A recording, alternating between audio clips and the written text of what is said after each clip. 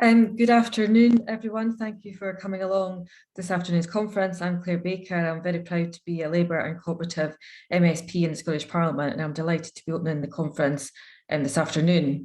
I do recognise, though, that I do in very uncertain and troubling times, and my thoughts and the solidarity of the Scottish Co-operative Party are with the people of Ukraine who are experiencing aggression and violence from Putin's Russia.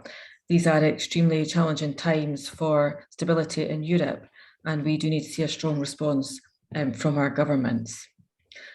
However, we do have business and discussions to have this afternoon, which will focus on building a cooperative future at home and abroad, so I will get underway. As part of the Labour and Co-operative MSP group in the Scottish Parliament, I work to champion cooperative values and principles at Holyrood and in my region of Mid Scotland and Fife. As convener of the Economy and Fair Work Committee, along with fellow Co-op MSP Colin Smith, I am leading an inquiry into the future of town centres and how to drive positive change in our high streets. We all want to see town centres thrive, and I'm keen to promote cooperative values and demonstrate that they can deliver vibrant, resilient and accessible places that meet community needs.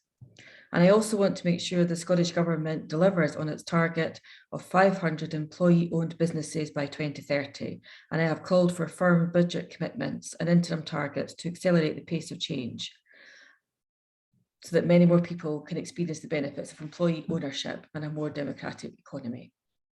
So this afternoon, we will examine what the Scottish Co-operative Party and its members can do to build on the community power that already exists and how we can harness knowledge, the skills and assets which our local community already have to respond to the challenges we are facing. Coming out of the pandemic, cooperative values and solutions are as relevant now as they ever have been. We will specifically look at the work being done to strengthen community wellbeing and resilience by examining how communities can be further empowered to make a difference. I hope the contributions you will hear this afternoon from Scottish cooperative politicians and organisations will spark questions and discussions for our members and supporters who are joining us. Before we start, there are a couple of housekeeping points I'd like to share with you to make the event flow as easily as we can. Firstly, we are working with RNID, and this is being live captioned to allow for greater accessibility. To enable captioning, please press CC at the bottom of your screen, which I think I haven't actually done myself, so I'll need to sort that out. Only those who are speaking will have their sound enabled. If you would like to put a question to one of our speakers, please raise your virtual hand or write it in the chat, and we will then send you an ask to unmute message when it is your turn to speak. And finally, as I said, the Zoom is being recorded. This is for members who are unable to join us live. We will make it available on the Co-op Party's YouTube channel. Towards the end of this afternoon's session, we are going to begin the process of consulting on our policy topics for 2022. We will be focusing on the Scottish Co-operative Party's policy on health as well as on international development. But first this afternoon, I'm delighted that the leader of the Scottish Labour Party, Anas Sarwars, is joining us. Since becoming leader, Anas has shown that he is relentlessly focused on getting the Scottish Labour Party and the Scottish Co-op Party back into a position where we can start delivering for people and communities again. Over the next few months as leader, I know that Anas will work tirelessly with energy, focus and determination alongside our local government candidates to deliver a positive result. And I'm confident he will work hard to deliver and lead a positive, unified team in Parliament and across the party, so we can stand up for Labour and cooperative values. I invite you, Anas, to now address conference.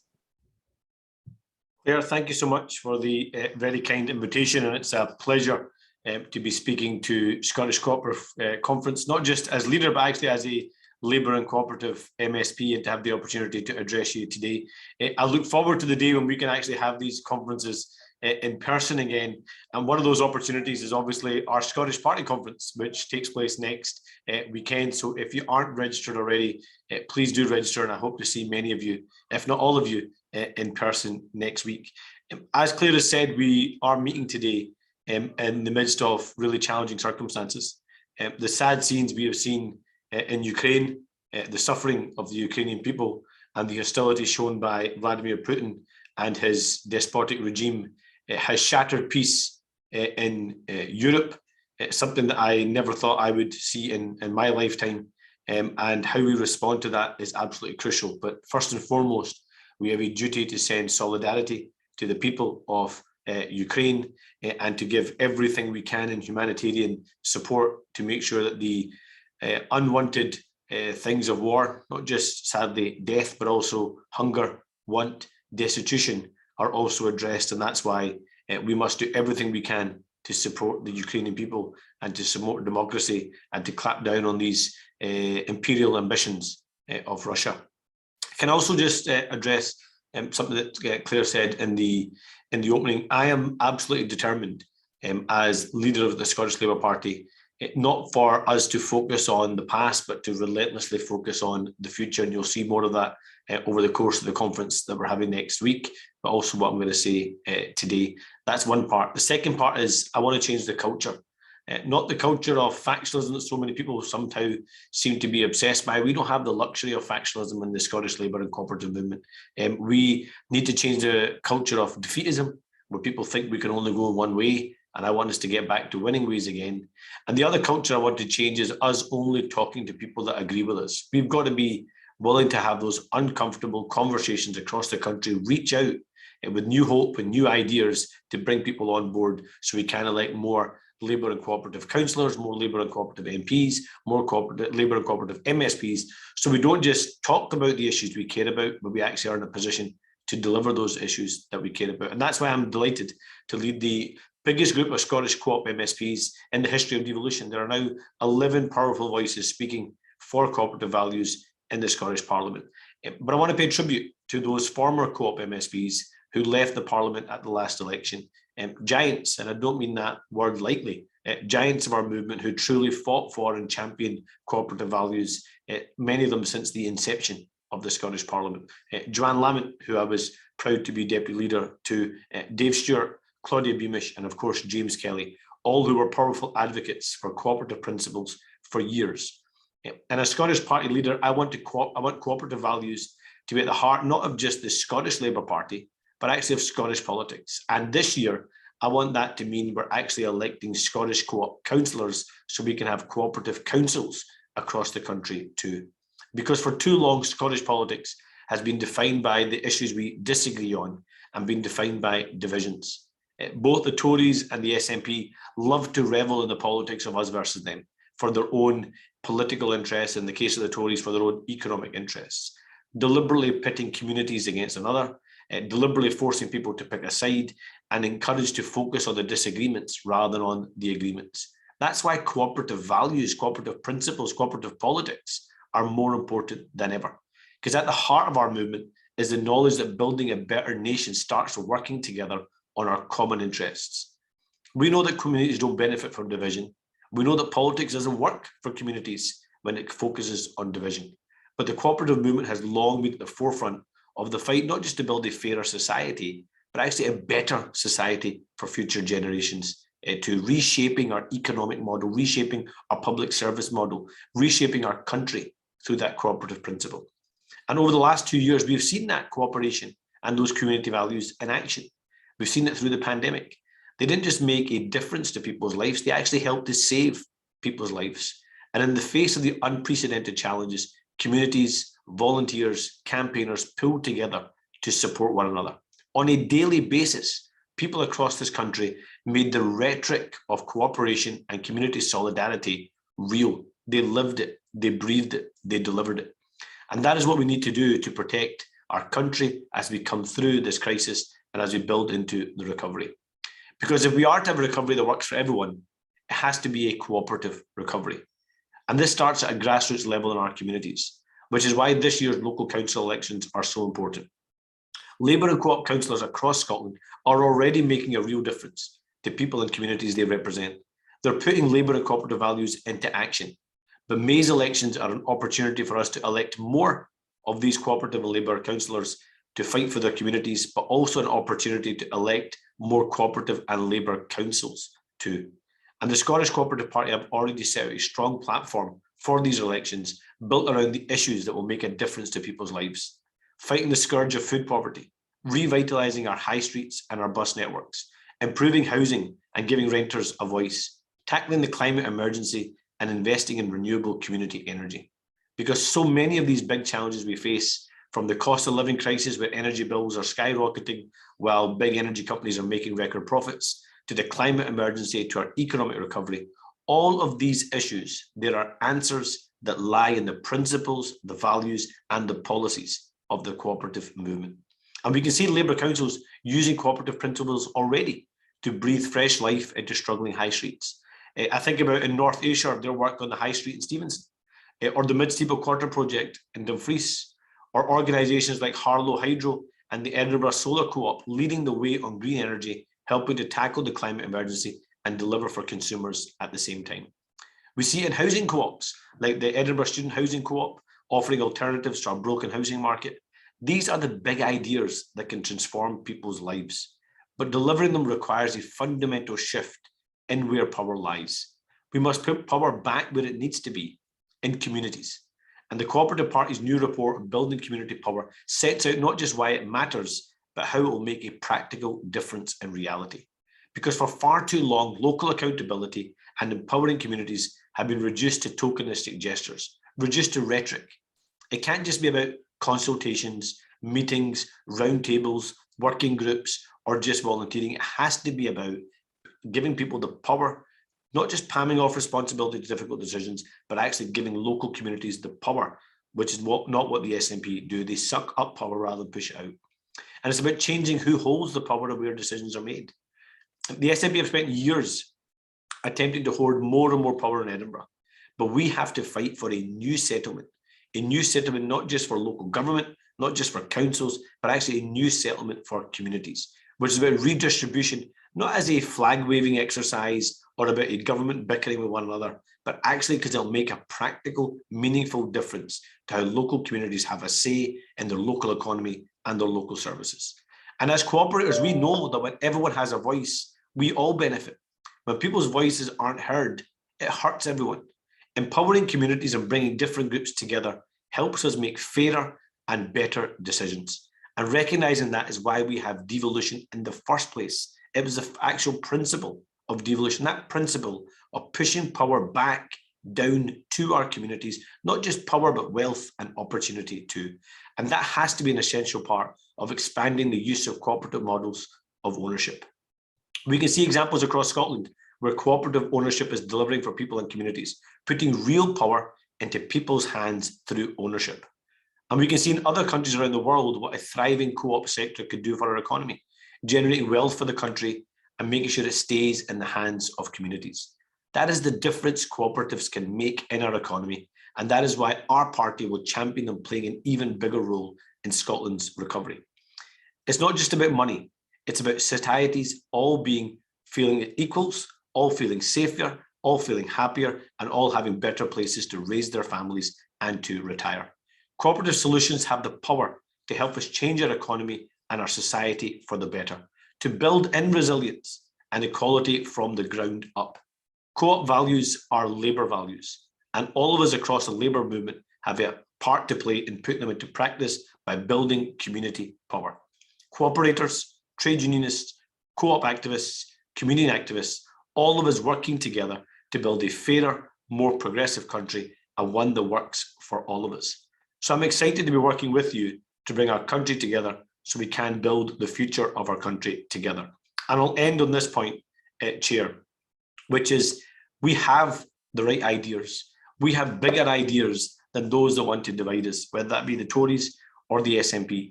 Our challenge is how we reach out, amplify those ideas, and actually build the actual relationships to pull our country back together again. And that's what I'm absolutely determined to do. Not to have a labour and cooperative movement that talks to itself, about itself, but a labour and cooperative movement that reaches out to build those relationships so we can build the future of our country together and get labour and cooperative members into power to make difference and decisions that will change people's lives. Thank you. Thank you so much, Anas, for the very supportive comments and inspiring words you've given us this afternoon. I'll let you go. I know how busy you are on the campaign trail, so but thank you very much for joining us. Thank you, Claire. I'm now going to move on to our keynote speaker today, and I'm delighted that Ian Murray is joining us. Ian, as you'll know, is the Shadow Secretary of State for Scotland. And if there's time afterwards, once Ian's spoken, we'll have time to open up for some questions. And if you do have a question for Ian, could you raise your virtual hand or put it in the chat and we can get it put to him. So now I'm going to hand over to Ian. Welcome, Ian. Claire, thanks very much indeed. And it's great to see everyone, albeit virtually again, and thanks for all that you do, Claire, not just for the Co-op movement, but for the Labour Party in Parliament, and to all the team at the Co-op Party for not just organising this event, but for everything that you do throughout the year. It's great to be doing this, and thank you for asking me to make this short address this afternoon. I'm not a Labour and Co-op MP, incidentally. I was selected as the candidate for Edinburgh South 48 hours before getting on the Co-op parliamentary panel, and I've been moaning about this for the last 12 years, but getting anyone to change the rules, it seems to be a little bit beyond both myself and the Labour and cooperative movement, but my campaign isn't yet dead. We'll keep fighting to see if we can get that sorted. One of the great positives, of course, and Anas mentioned that in his opening remarks, is that the Co-op party at the UK Parliament is the fourth largest party behind the SNP and a real voice in Parliament. It's great that the numbers reduced ever so slightly, but we've got 26 parliamentarians now who are Labour and cooperative. And I think that's one of the main reasons that the Co-op values and policies have really shot up the political agenda. And it's great to work with a wonderfully diverse group of Labour and cooperative MPs that are greatly chaired by Jim McMahon and Preet Gill, of course, who do a fantastic job. And you know, listening to Anas there, Claire, you know, tomorrow, and again, time just flies by, doesn't it? It's 1 year to the day since Anas became leader of the Scottish Labour Party, with, of course, tremendous support from the Scottish Cooperative Group at that time. And I know he's my warm-up act today, and that's probably the real pinnacle of his political career, but what a job he's doing. We can often be consumed by the day-to-day battles in front of us in politics, but it's really important to stop and think and recognise the enormous difference Anas has made already to the Scottish Labour Party. We've all got a little bit of a spring in our step, and despite his dad dancing, he is bringing a lot of energy and enthusiasm to the role that is really rubbing off on the entirety of the movement, and hopefully that will give Anas what he deserves, and that is many more MPs, many more MSPs, and many more councillors in the elections ahead. I suppose, you know, it's really worth just reflecting on what also Anas said there in terms of the biggest crisis affecting us at the moment in terms of Ukraine. And I hope that members might just indulge me a few minutes just to let you know what we're doing here at Westminster. I'm still in London this weekend, actually, because we were expecting Parliament to potentially be recalled either today or tomorrow. That now looks as if it won't happen. We're expecting a number of pieces of legislation to come in on Monday to enact the sanctions regime that has been announced by the Prime Minister that you may have seen in the House of Commons on Thursday evening. But I think a few words on Ukraine, just where we are, both as a party, what's happening at Parliament and what we might see in the days, weeks and months ahead. But this is no doubt the biggest crisis, not just for the UK, but for Europe and the wider world since the end of the Second World War, when you have a sovereign nation essentially invaded by another nation. It really does put the spotlight on your international institutions. And I don't know if anyone would have seen, but it's worth looking back if you haven't. The Ukrainian Foreign Minister laid all this out at the UN in a speech that he made to the Secretary General and the UN General Assembly on Wednesday last week, and it really sets out in stark terms what the consequences for the medium and long term might be if we can't get this resolved as quickly as possible. And what we've been doing as a party, of course, is to try and be supportive if we can with the government. It's quite right for the entirety of Parliament to try and speak with one voice. I think, with the exception of one or two on the real extreme fringes of this, we have really been speaking with one voice, supporting the government and sending out that message that NATO is important and our allies are important to try and prevent what is currently happening in Ukraine from escalating. But we will, as we always do, whilst we're being supportive, we'll scrutinise, we'll continue to ask questions. Now, if I can just lay out what we are doing at the moment to try and push the government on some other things. We're looking to obviously extend the sanctions to the SWIFT clearing system, and there's been some better news this afternoon that the final EU country, Hungary, that was objecting to that now seems to have dropped their objection, so hopefully we might get some movement on that next week. And of course a full ban on dealing in any Russian sovereign debt, which would certainly help the situation. We'll be calling for, I think tomorrow, a ban on all Russian sporting and cultural organisations operating outside Russia. So that would mean all of their football clubs, all of their cultural organisations banned from travelling out with Russia, and I think that would send out a very strong message to the Russian people, who we need to help us with this task of showing Putin that what he's doing is wrong. We'll be pushing very clearly for a visa-free system for Ukrainian nationals. It's currently being done in Poland and in Ireland, and I'm incredulous today that I sit about 3 streets away from the Home Office who are flying the Ukrainian flag, but are refusing to do anything to help the Ukrainians that are fleeing to get into this country. We'll be pushing, of course, for greater humanitarian support. There's a huge package of measures being put in place already, but that will be a tiny drop in the ocean to the kind of humanitarian catastrophe we're just about to see in the coming days and months potentially in Ukraine. We're also looking locally to scrapping the elections bill and rewriting it to properly get Russian and other dirty money out of our politics. There's no doubt that will become a much more prevalent issue in the coming weeks and months as we see how the Conservatives in particular have been funded, and Boris Johnson, who's been funded to the tune of many millions of pounds since he became leader. And we're also looking for a package of measures for the people who are further impacted by the cost of living crisis in this country. So there's no doubt there will be a knock-on impact to people here too, with the increase in commodity prices, with fuel prices and the energy prices, etc. We're not as exposed to Russian gas in this country as our European counterparts. I think it's only around 6%, where Europe is exposed to around 38%. But the real consequence here will be for the increase in the wholesale gas price further. And if you've seen reports over the weekend, the start of the weekend, it looks as if the energy price cap, if it was to be reassessed today by Ofgem, would go up to around £3,000, which is catastrophic, I think, for most families and working people across Scotland and the rest of the UK. So that solidarity with the Ukrainian people is there, but there's lots more that we can be doing as an opposition to press the government to do more to try and resolve this crisis and to try and make sure that the impacts of it at home are lessened as much as possible.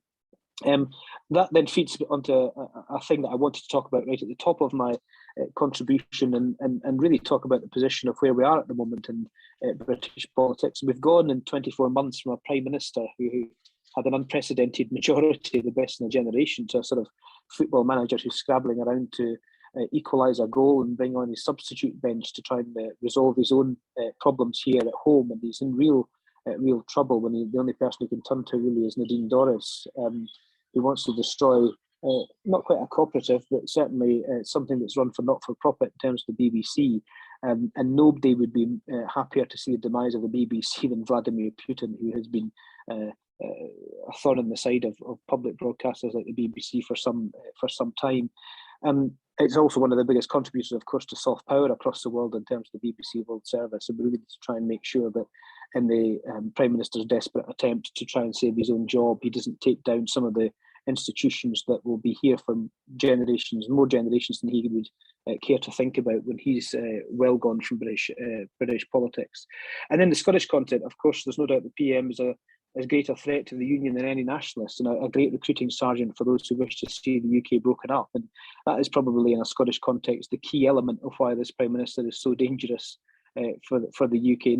We have probably the worst Prime Minister at the worst possible time in this country. So with crisis after crisis, we've had COVID, we've got the post-Brexit fallout, we've now got the Ukraine crisis, and we've got someone who has no authority, who has just been interviewed under caution by the Metropolitan Police and who's hanging on. And the decisions he's making at the dispatch box and in Downing Street are being made on the backdrop of saving his own skin rather than actually making those decisions on the basis of what's in the best interest at the moment for not just this country, but for others. The good news is, of course, that I'm sure there's been an uptick in wine sold at Co-op with all this publicity that the Co-op movement got for the suitcase full of wine that was being traipsed down Whitehall into Downing Street for some of their major work events that we've been hearing about. So hopefully the Co-op have made a little bit of additional resources out of that publicity. No publicity is bad publicity in this kind of stuff.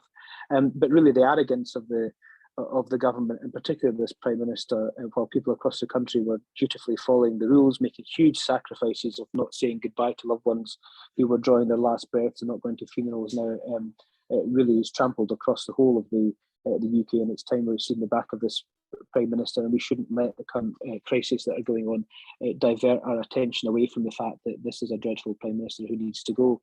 Now, what's that done in terms of a Labour Party and a Labour movement for us? Well, it's done two things. It's given the Labour Party a real boost in the polls, and it has primarily moved many people who voted Conservative for the first time or have started voting Conservative recently to the sort of don't know column.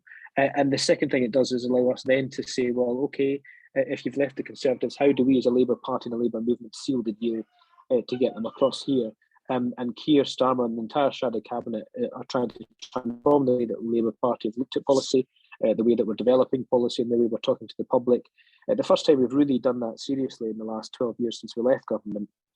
And the Co-op Party, Co-op values and the Co-op movement and Co-op policies will be at the heart of that, of what we're doing. And it's great to see, because who would have thought that 2 years ago, coming off our worst election result, of course, in 100 years, arguably our worst election result ever, with the best election result for the Conservatives in 40 years, would see us riding high in the polls, Keir ridding the party of the stain of anti-Semitism, us getting back our position in terms of economic credibility, reasserting our party's long-held position since NATO was set up of being a party who works with allies to keep peace and security in the world.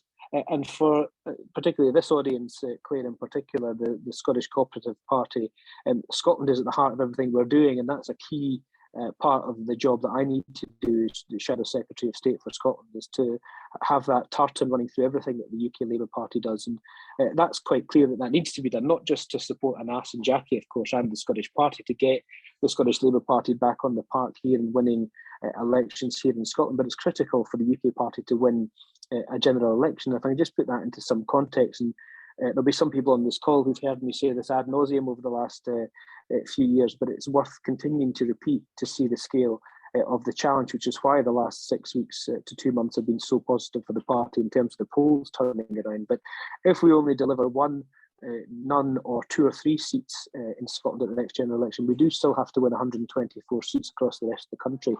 That means every single seat up to and including Jacob Rees-Mogg and North East Somerset. Now, that most of the polls at the moment, in a positive sense, show that we would be able to do that, but I think the polls will narrow and be much more of a challenge as we approach the next general election. So winning seats in Scotland is absolutely key, and the key thing to doing that, of course, is to not only just have that positive offer in terms of what a Labour government would provide when returned to power at Westminster, but also have that constitutional offer.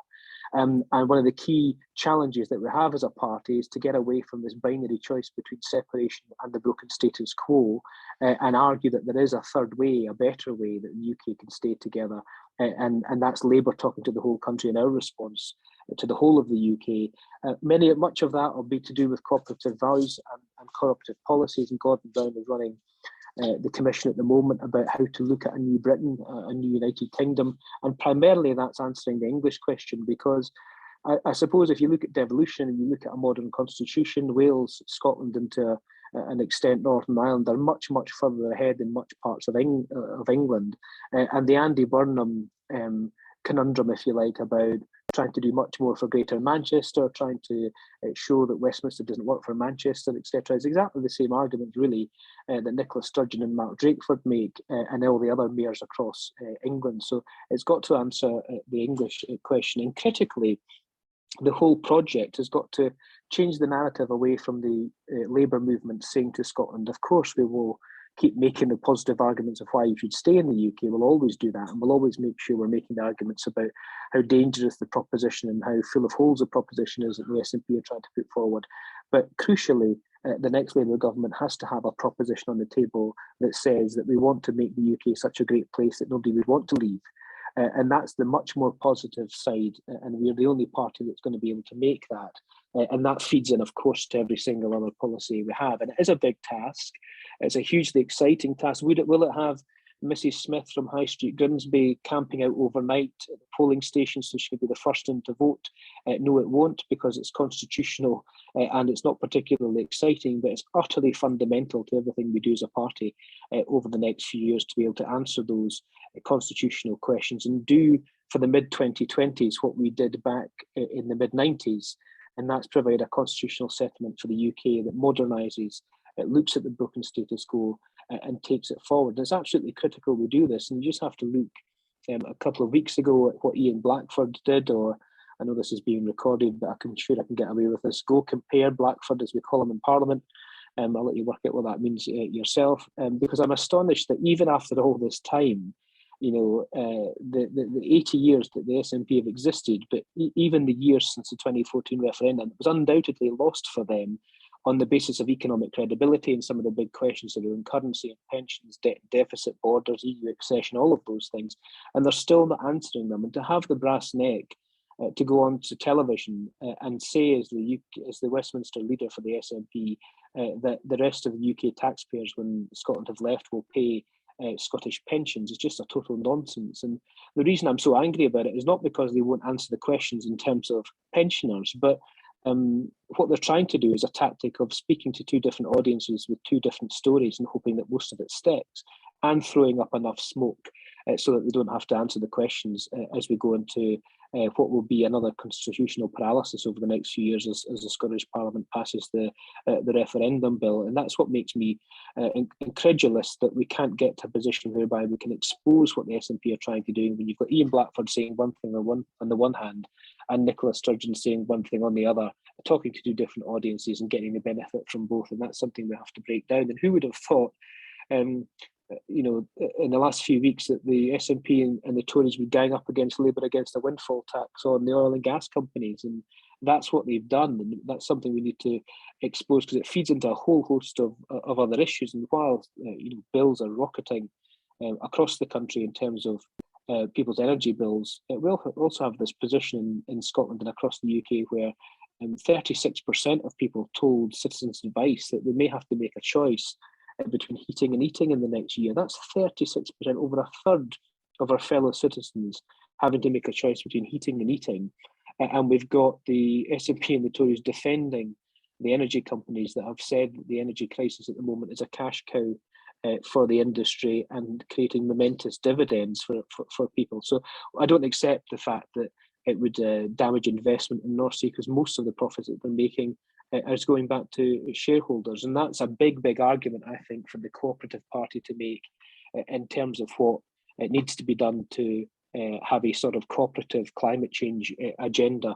And the key thing from us in a Scottish perspective, of course, going into the next general election, we take all that into account, is Ian Blackford can only ever oppose this Conservative government, but Scottish voters need to help us to replace them altogether and to put Keir Starmer to Downing Street. If there's one single element that the UK Labour Party can do to help the Scottish context and Anas and Jackie and the team is to deliver a credible UK alternative government to this Tory government. I think that would help immeasurably. I think just two very quick examples, if I may, Claire, before I take some questions about cooperative values. I mean, it won't surprise people on this call, but they're incredibly popular. I think 85% in a recent poll said they wanted cooperative values to be running the economy and being the heart of our economy.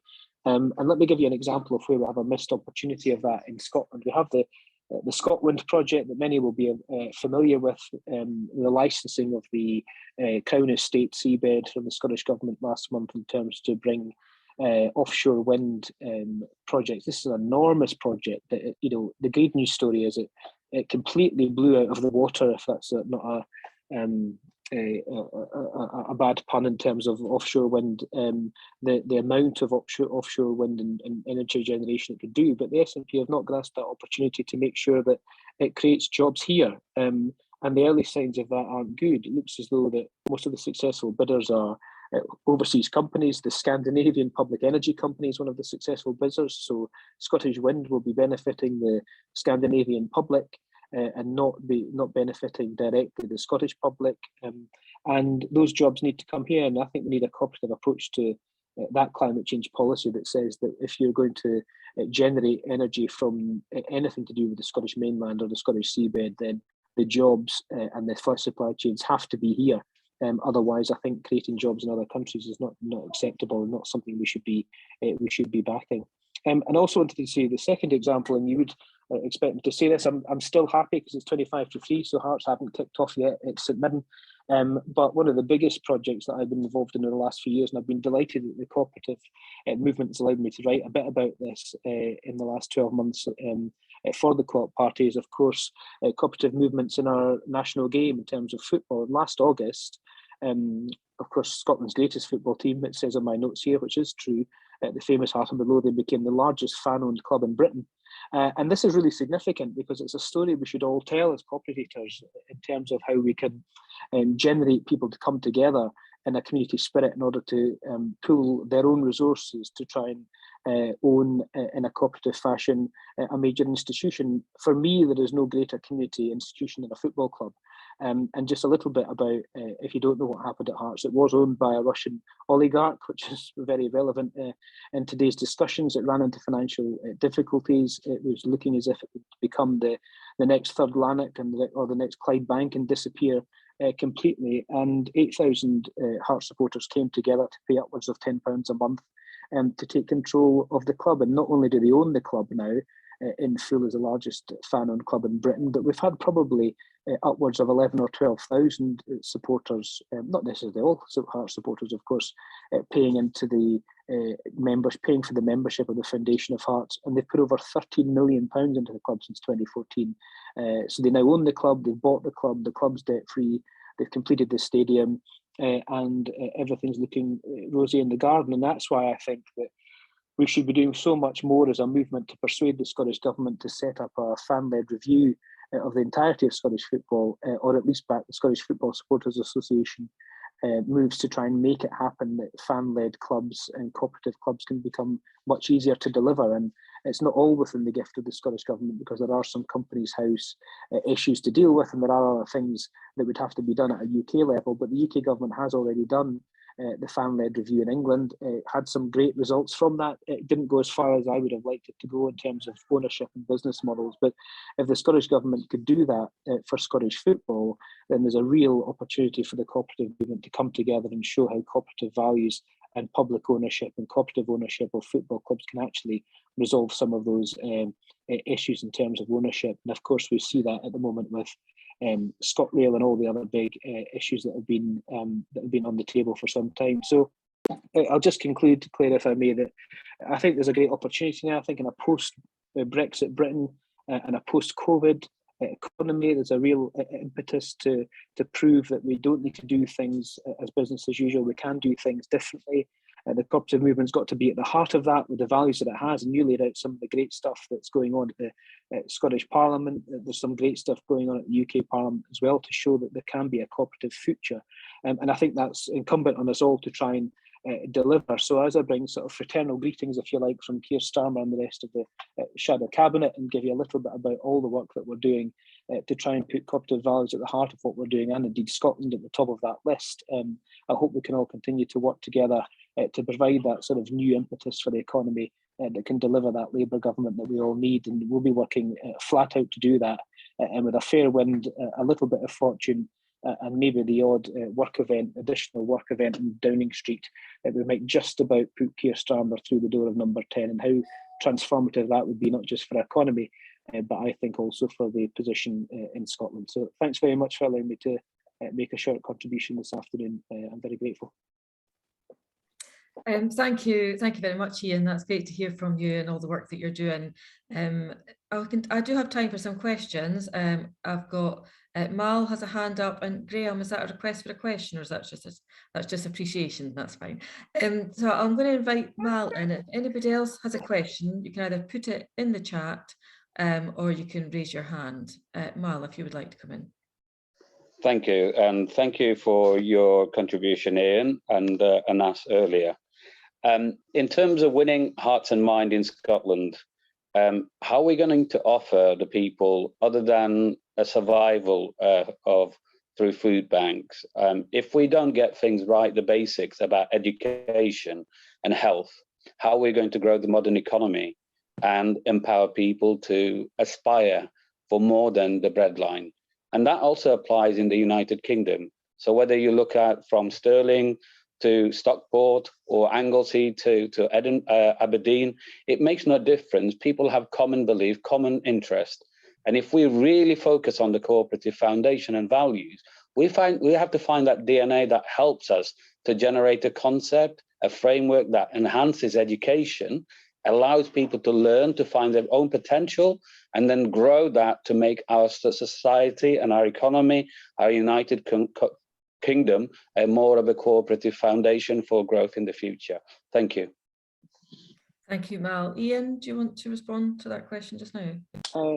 Thank you, Mal. Sorry, I've been joined by a future co-operator who were juggling to look after this afternoon, so I hope you don't mind. But yeah, Mal, I think you raise an incredibly fundamental principle of why we're in the labour and cooperative movement in the first place. I don't think there's any larger contribution to a much more equal and fair economy than our education system. And it drives me insane that we've gone from, in a Scottish context, the world's leading and the envy of the world in terms of a education system to one that is now equal with Slovakia and behind Estonia and behind England for the first time in a lot of indices of maths and writing and reading. And that's just completely and utterly unacceptable for me. And I think we need to be doing something about that. And whilst we are paralysed by constitutional arguments in the Scottish context, and whilst we're paralysed by people wishing to put their vote in a box at any election to a greater or less extent based on the Constitution, and I don't think we're going to be able to resolve some of these big issues. And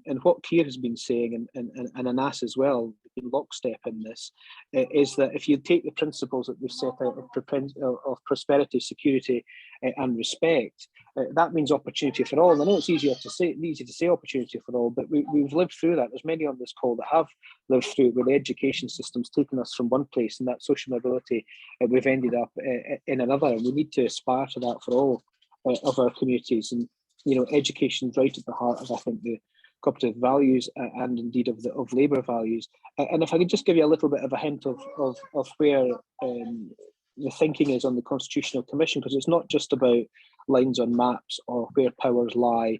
It's also about a fundamental principle of what is your social, economic, cultural and political rights of being a citizen of the United Kingdom. And we've always prided ourselves on one of those key rights being the right to education, and that's been eroded over a long period of time. So I think what we need to do in terms of this constitutional project is reaffirm those rights of those citizenship rights of being a member of the United Kingdom, which is about the NHS, it is about eradicating poverty, it is about reducing inequalities, it is about opportunities for all through the education system. And don't forget, at this moment in time, the reason that you're posing these questions is because we live in a low growth, low wage, low skills economy, driven that way through 12 years of conservative economic rule.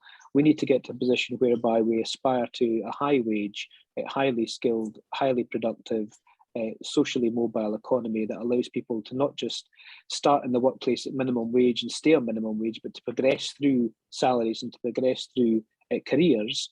And that's easy to say and difficult to deliver, but I can give you a cast iron assurance that all of us are absolutely determined to have the best shot possible of trying to get there.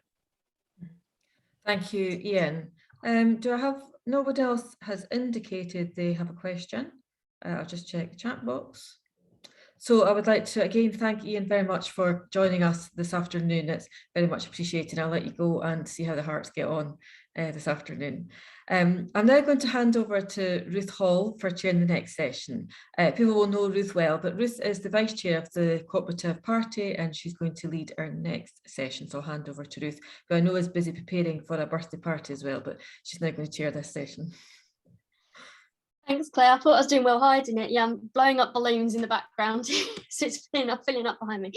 Yeah, as Claire said, I am the Scottish Northern Ireland representative on the National Executive Committee and its Vice Chair, and as of about 3 or so hours ago, Secretary of the Scottish Co-op Party as well, to add to the mix.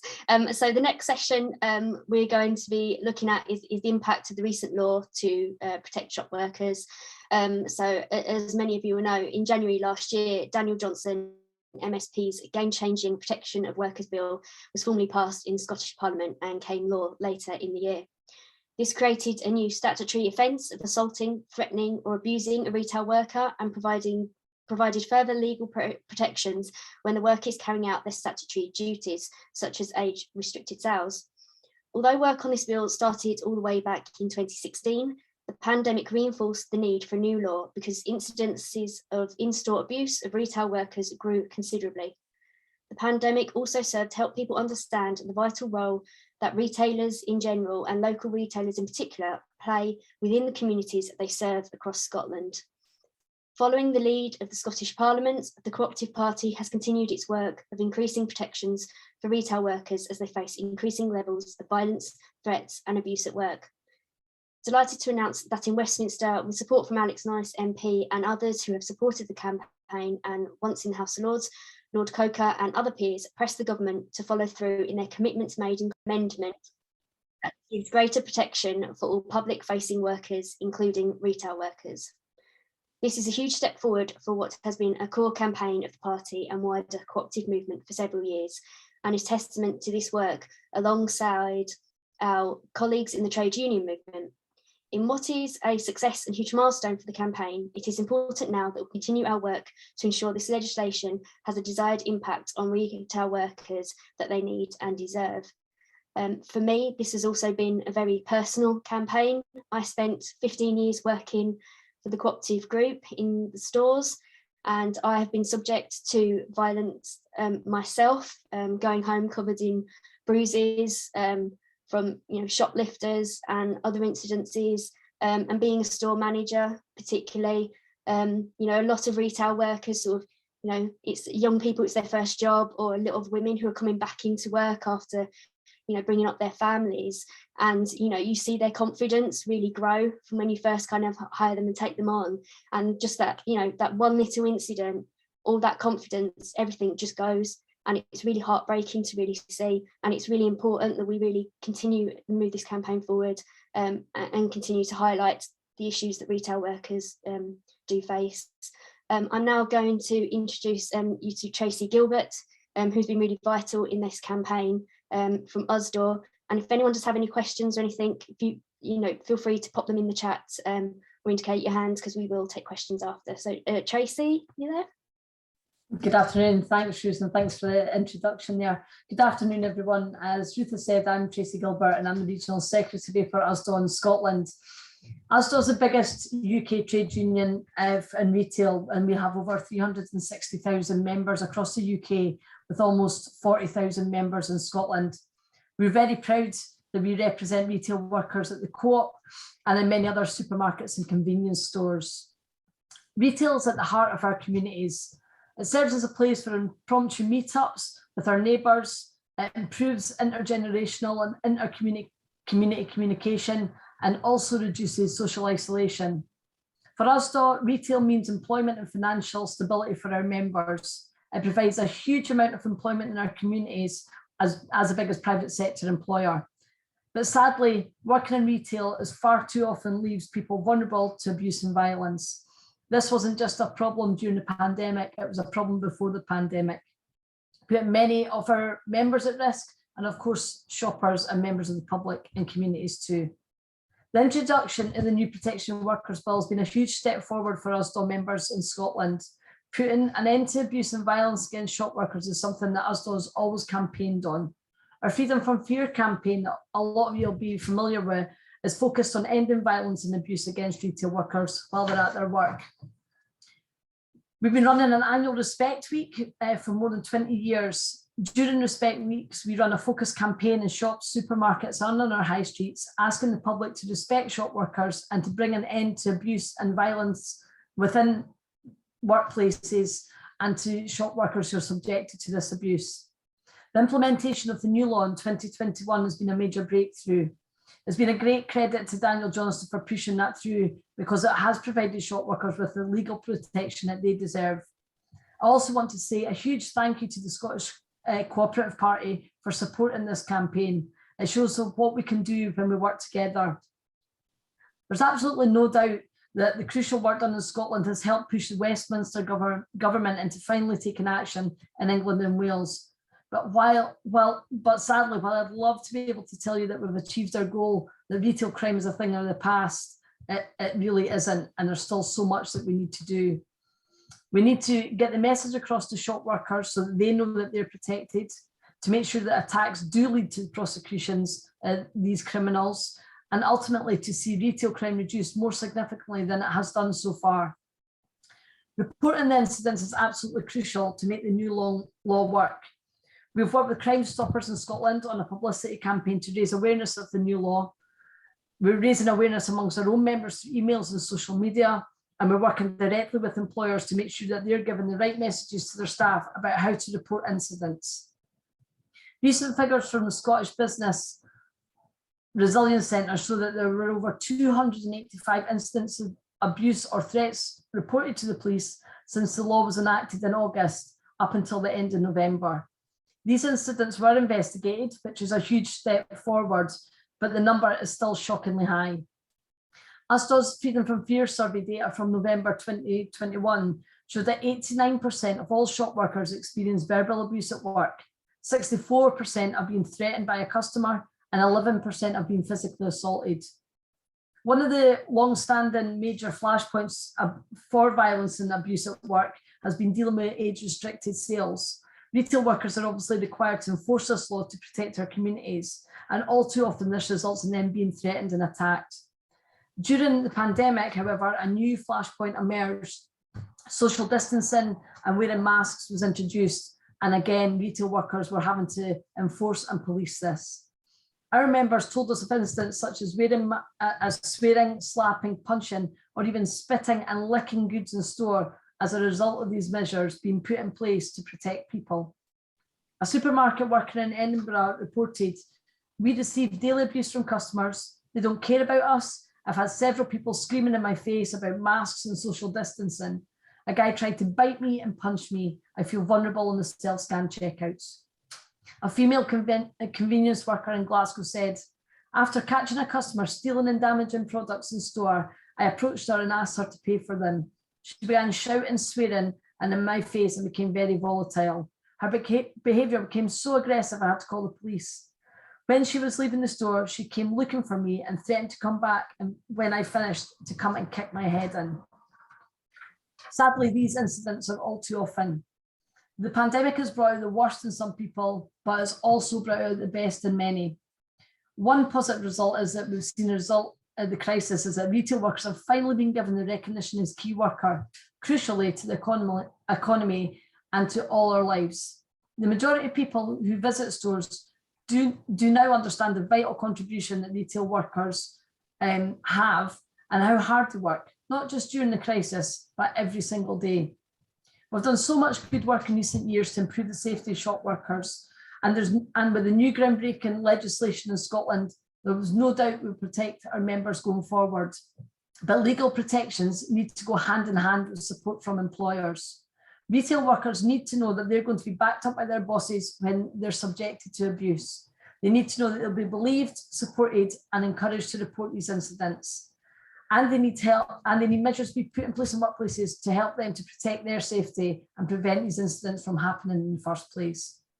The Co-op has certainly done some groundbreaking work on this. In 2021, the Co-op introduced instant alert to support colleagues when they feel that they're being threatened or attacked.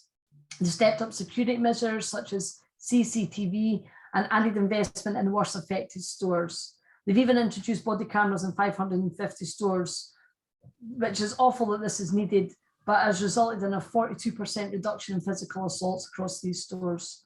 These are some of the practical changes that can be made on the ground to tackle the scourge of violence and abuse. And we need to keep the momentum of the campaign going. Shop workers still need your support. So I'd like to ask every cooperative member to support Asda's campaign. Our next Respect for Shop Workers Week will be in November, but the campaign goes on all year round. Please visit our website and keep up to date with our work. Our Freedom from Fear report will be coming out this week, which will give us the up-to-date statistics on where we're at. So please watch out for this and share it on your social media accounts. Above all, and we'll all know someone who works in retail, most of us do, please encourage them to join the union. Unionised workplaces are safer workplaces, and working together we can end this violence and abuse. Ask retailers to join the union. The stronger their voice is at work, the stronger we are to protect them at work. Thank you very much. Thank you very much, Tracy. If anyone does have any questions or anything they'd like to say, please feel free to pop your hand up, or say pop it in the chat. And yeah, I think this campaign really goes to show the power of the cooperative and trade union movements really working together, and yeah, the outcome we've been able to get, and it's just, yeah, continuing to keep that momentum moving forward. I can't see any hands raised or anything. I think at the last minute there, I was just about to say we got away with it, but we didn't.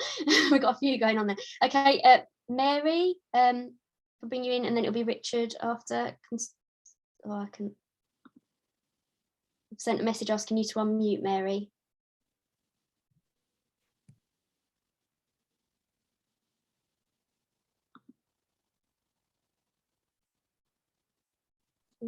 Hello there, can you hear me?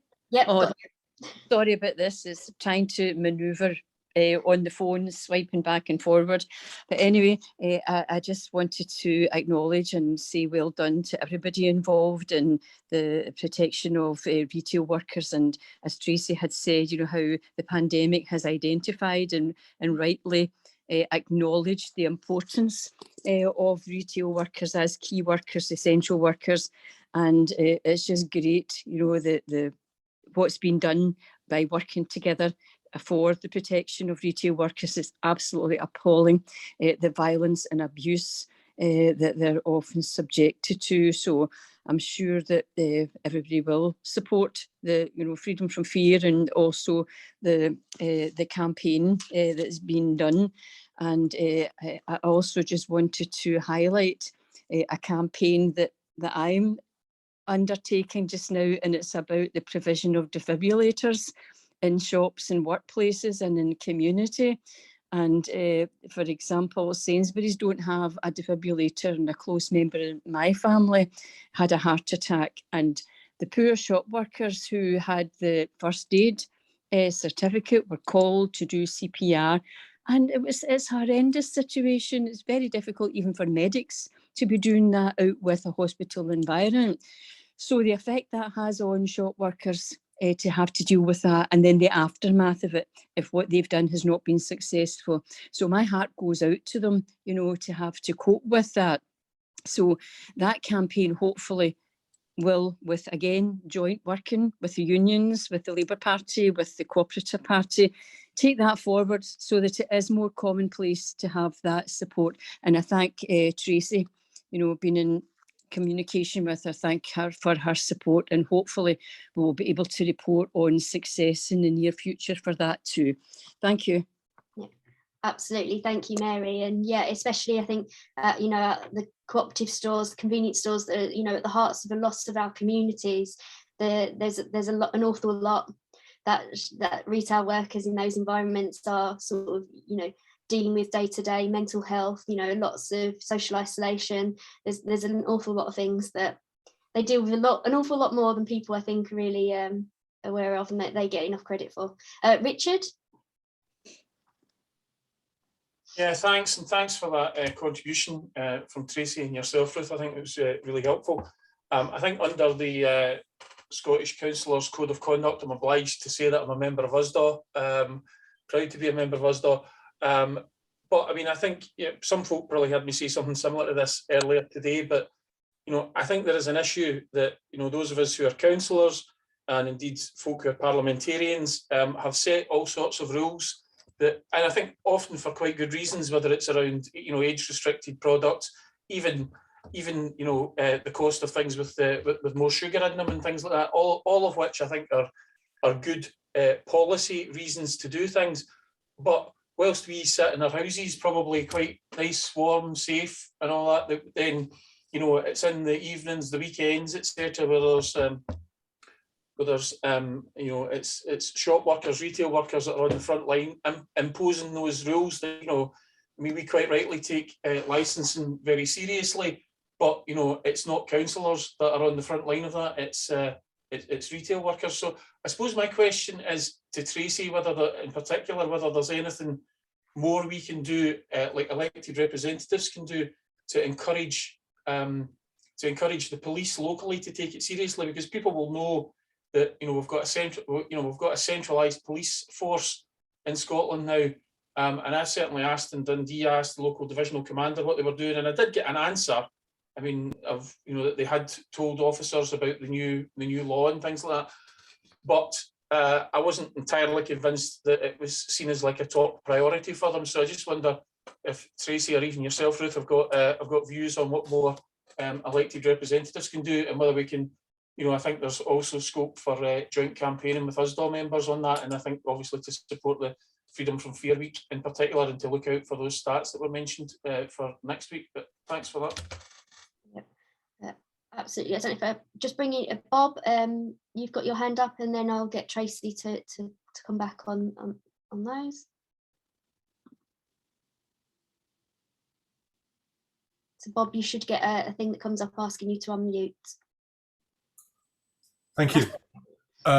My question obviously is also for Tracy, and it relates to the area where I would think historically most of the violence has been delivered against staff, and that has to be in the catering sector.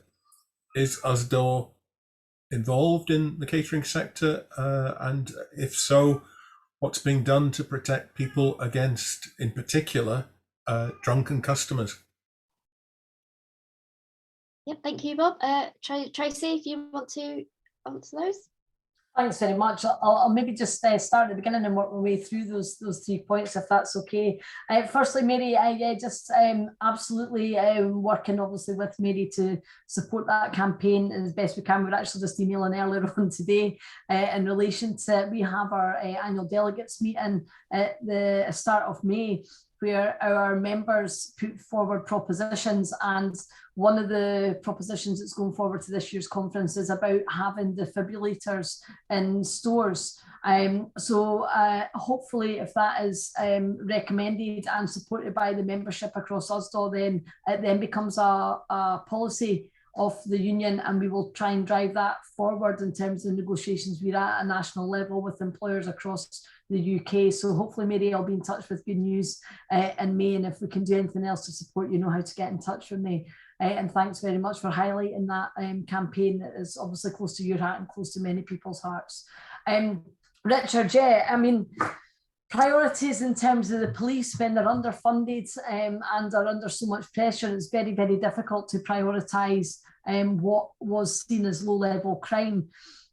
Sadly, crime within communities and in the retail sector particularly has always been seen as not fit to respond to. And when this legislation first came around, the police actually spoke against supporting it.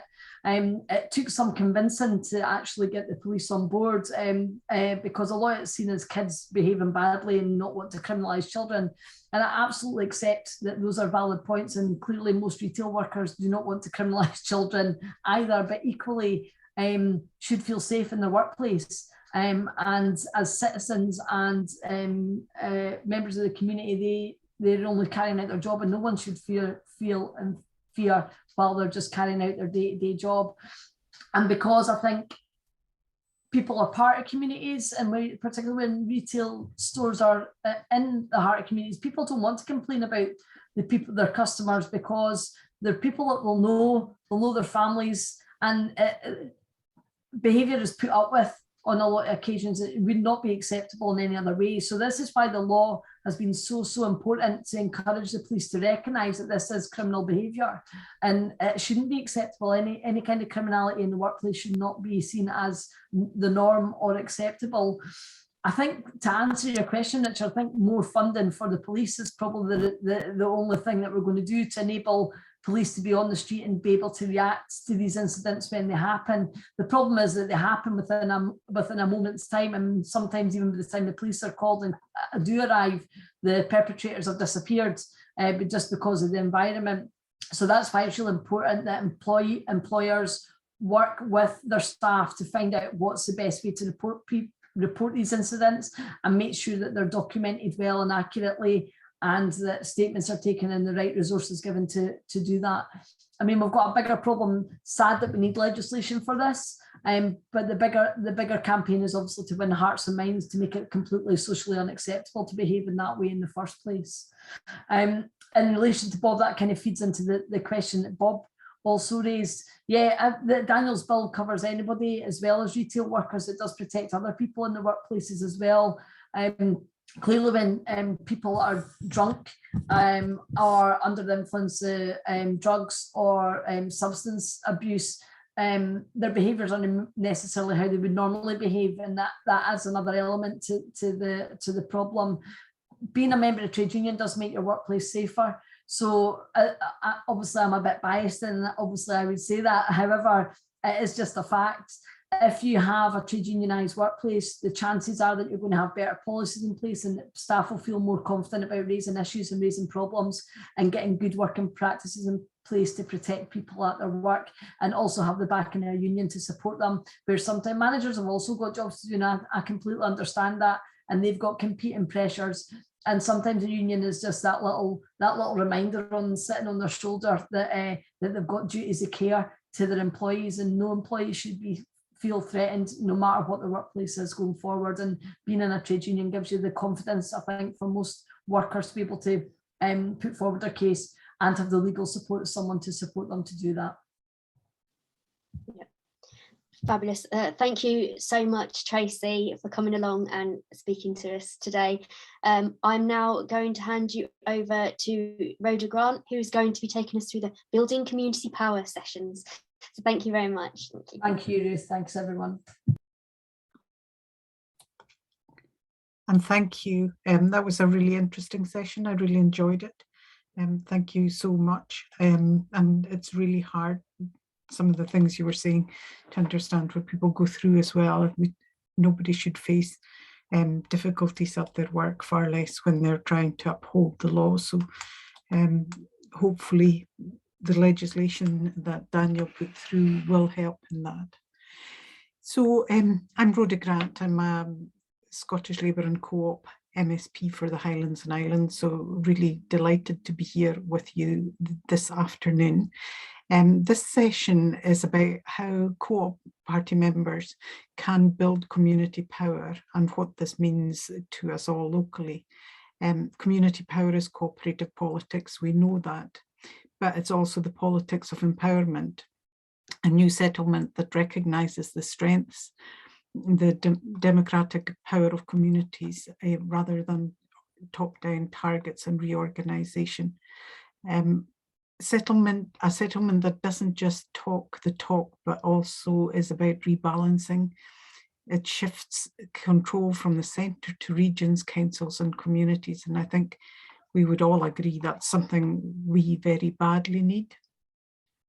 Today, you'll get to hear from cooperative politicians and organisations from across Scotland on how we're making this happen. That's why this week the Co-op Party launched Community Power, and I'm hoping a link will appear magically in the chat if you haven't already seen the document. It's a new publication that draws on our cooperative values and principles to define the building blocks needed for community power, and it brings together the work that the Co-op Party has been doing since the pandemic and highlights the places and communities already taking power into their own hands and unpicking the rhetoric of the government's levelling up agenda. And it's a really easy read document. And I particularly like the end of the document where it just walks you through what a real cooperative society would mean to an individual. So read on to the end. It's quite uplifting, I would have to say. This weekend at conference, we're exploring how we do this and how we can cooperate and grow stronger communities and a fairer economy together.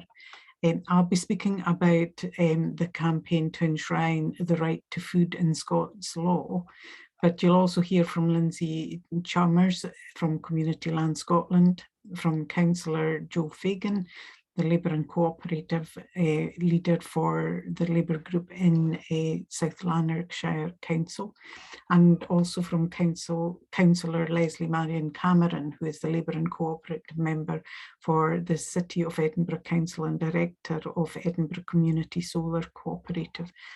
And hopefully once you've heard from all our contributors, we will have time to have a good discussion about this. and see the links between what the speakers are saying and about a cooperative approach into politics. So firstly, if you, I'm not abusing my position as chair, but I am first down to speak about the Right to Food campaign and how we are progressing getting that into Scots law. And I think firstly, I really need to extend my thanks to Co-op Party colleagues for their support in this campaign. It's really helped raising awareness and maximising the consultation responses. It's interesting to see the many organisations that are involved in tackling our food crisis in Scotland. One of the largest, the Scottish Food Coalition, are well known and have a wide range of members, but there are lots of other organisations who might not have formal coalitions, but who work hard, hand in hand, and have also helped spread the word about the consultation and work well together. And I think we're all driven by the fact that the inability to feed yourself and your family is important in a country as rich as ours. The response to the crisis highlights the force contained within our communities. We all look forward to the day that we no longer need to feed our citizens through food banks and community food providers, but we also need to pay tribute to the people that do that for what they do. I've been all too aware of food banks, but during the consultation, I have spoken to and met many of those involved in the effort and have been humbled that they've spent the time and their very precious time to support the campaign and help with the bill. And there's a huge variety of people involved. These employed by larger institutions, councils, health boards and the like. But there are also individuals who refuse to be bystanders and have used what knowledge and skills they have to make a difference. And I learned that through community organisations. For instance, anyone who needs to get a hot meal in Inverness can get a free hot meal. That's my hometown, and I'm really proud that that happens on a daily basis between the different organisations involved locally. I heard from small organisations, one that gathers surplus food from outlets and distributes it around other community groups who then pass it on to those who are in need. And I've heard the harrowing accounts of hardship that people face and why they weren't able to access food. And what's clear is that everyone in that situation has a different story to tell. They face different circumstances. And I also heard and felt the frustration of people on the front line, their frustration at people like me, who is telling them about the steps that we need to take to try and make the right to food a reality. And their response as they wept was, but we need it now. And each of these testaments was harrowing to hear, but also uplifting because it showed that people do care and they do act. And as a politician, I have to make sure that they're heard and that we do act as a parliament. The consultation regarding the bill has now closed, and I hope to lodge a proposal for a bill in the next couple of months. Many of these community-led groups and individuals I've spoken to have formed an implementation group, and I'm proud to say the Co-op Party is part of that, to help guide through this process of making that proposal a reality and indeed an act. It all takes time, which is very frustrating for those on the front line who are really trying to help now and crying out for something to change the situation we're in, because they know it's dehumanizing for people to feed their families out of food banks. There are people out there who are out of work. There are people who make so little from their work that they can't afford to feed themselves. There are people who are ill. There are people who are disabled. And they're all people like you and I. And, you know, I feel very strongly this life is not a dress rehearsal. This is it. This is what we've got. So surely we owe it to our fellow human beings that they are living their best life. That's what the bill is about. And I very much hope that you party members will help and support me make that a reality. I think if we all work together, we can do that. I thank you for the support you've already given me, and I look forward to working with you to make this a reality, to change people's lives.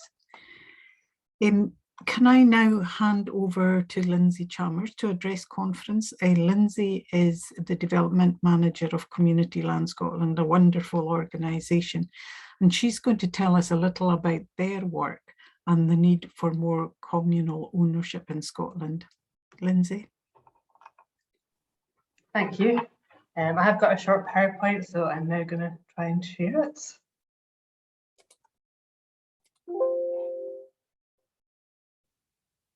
Can you see that okay? Yep. Always that moment on Zoom meetings where you're never entirely sure that your PowerPoint is working. So as Rhoda said, I work for Communityland Scotland. So we are the membership network for community landowners, and that includes communities that own buildings in Scotland. My job as development manager is to support communities through their journey, from the very early days when they might think about owning land and buildings right through to when they own those assets and they're trying to develop them for their community. So the way that we work in Communityland Scotland is that we work with communities on the ground, and we see what strategic issues they're trying to face, and then we try and change the system to make it easier for other communities to take on land and buildings and develop them.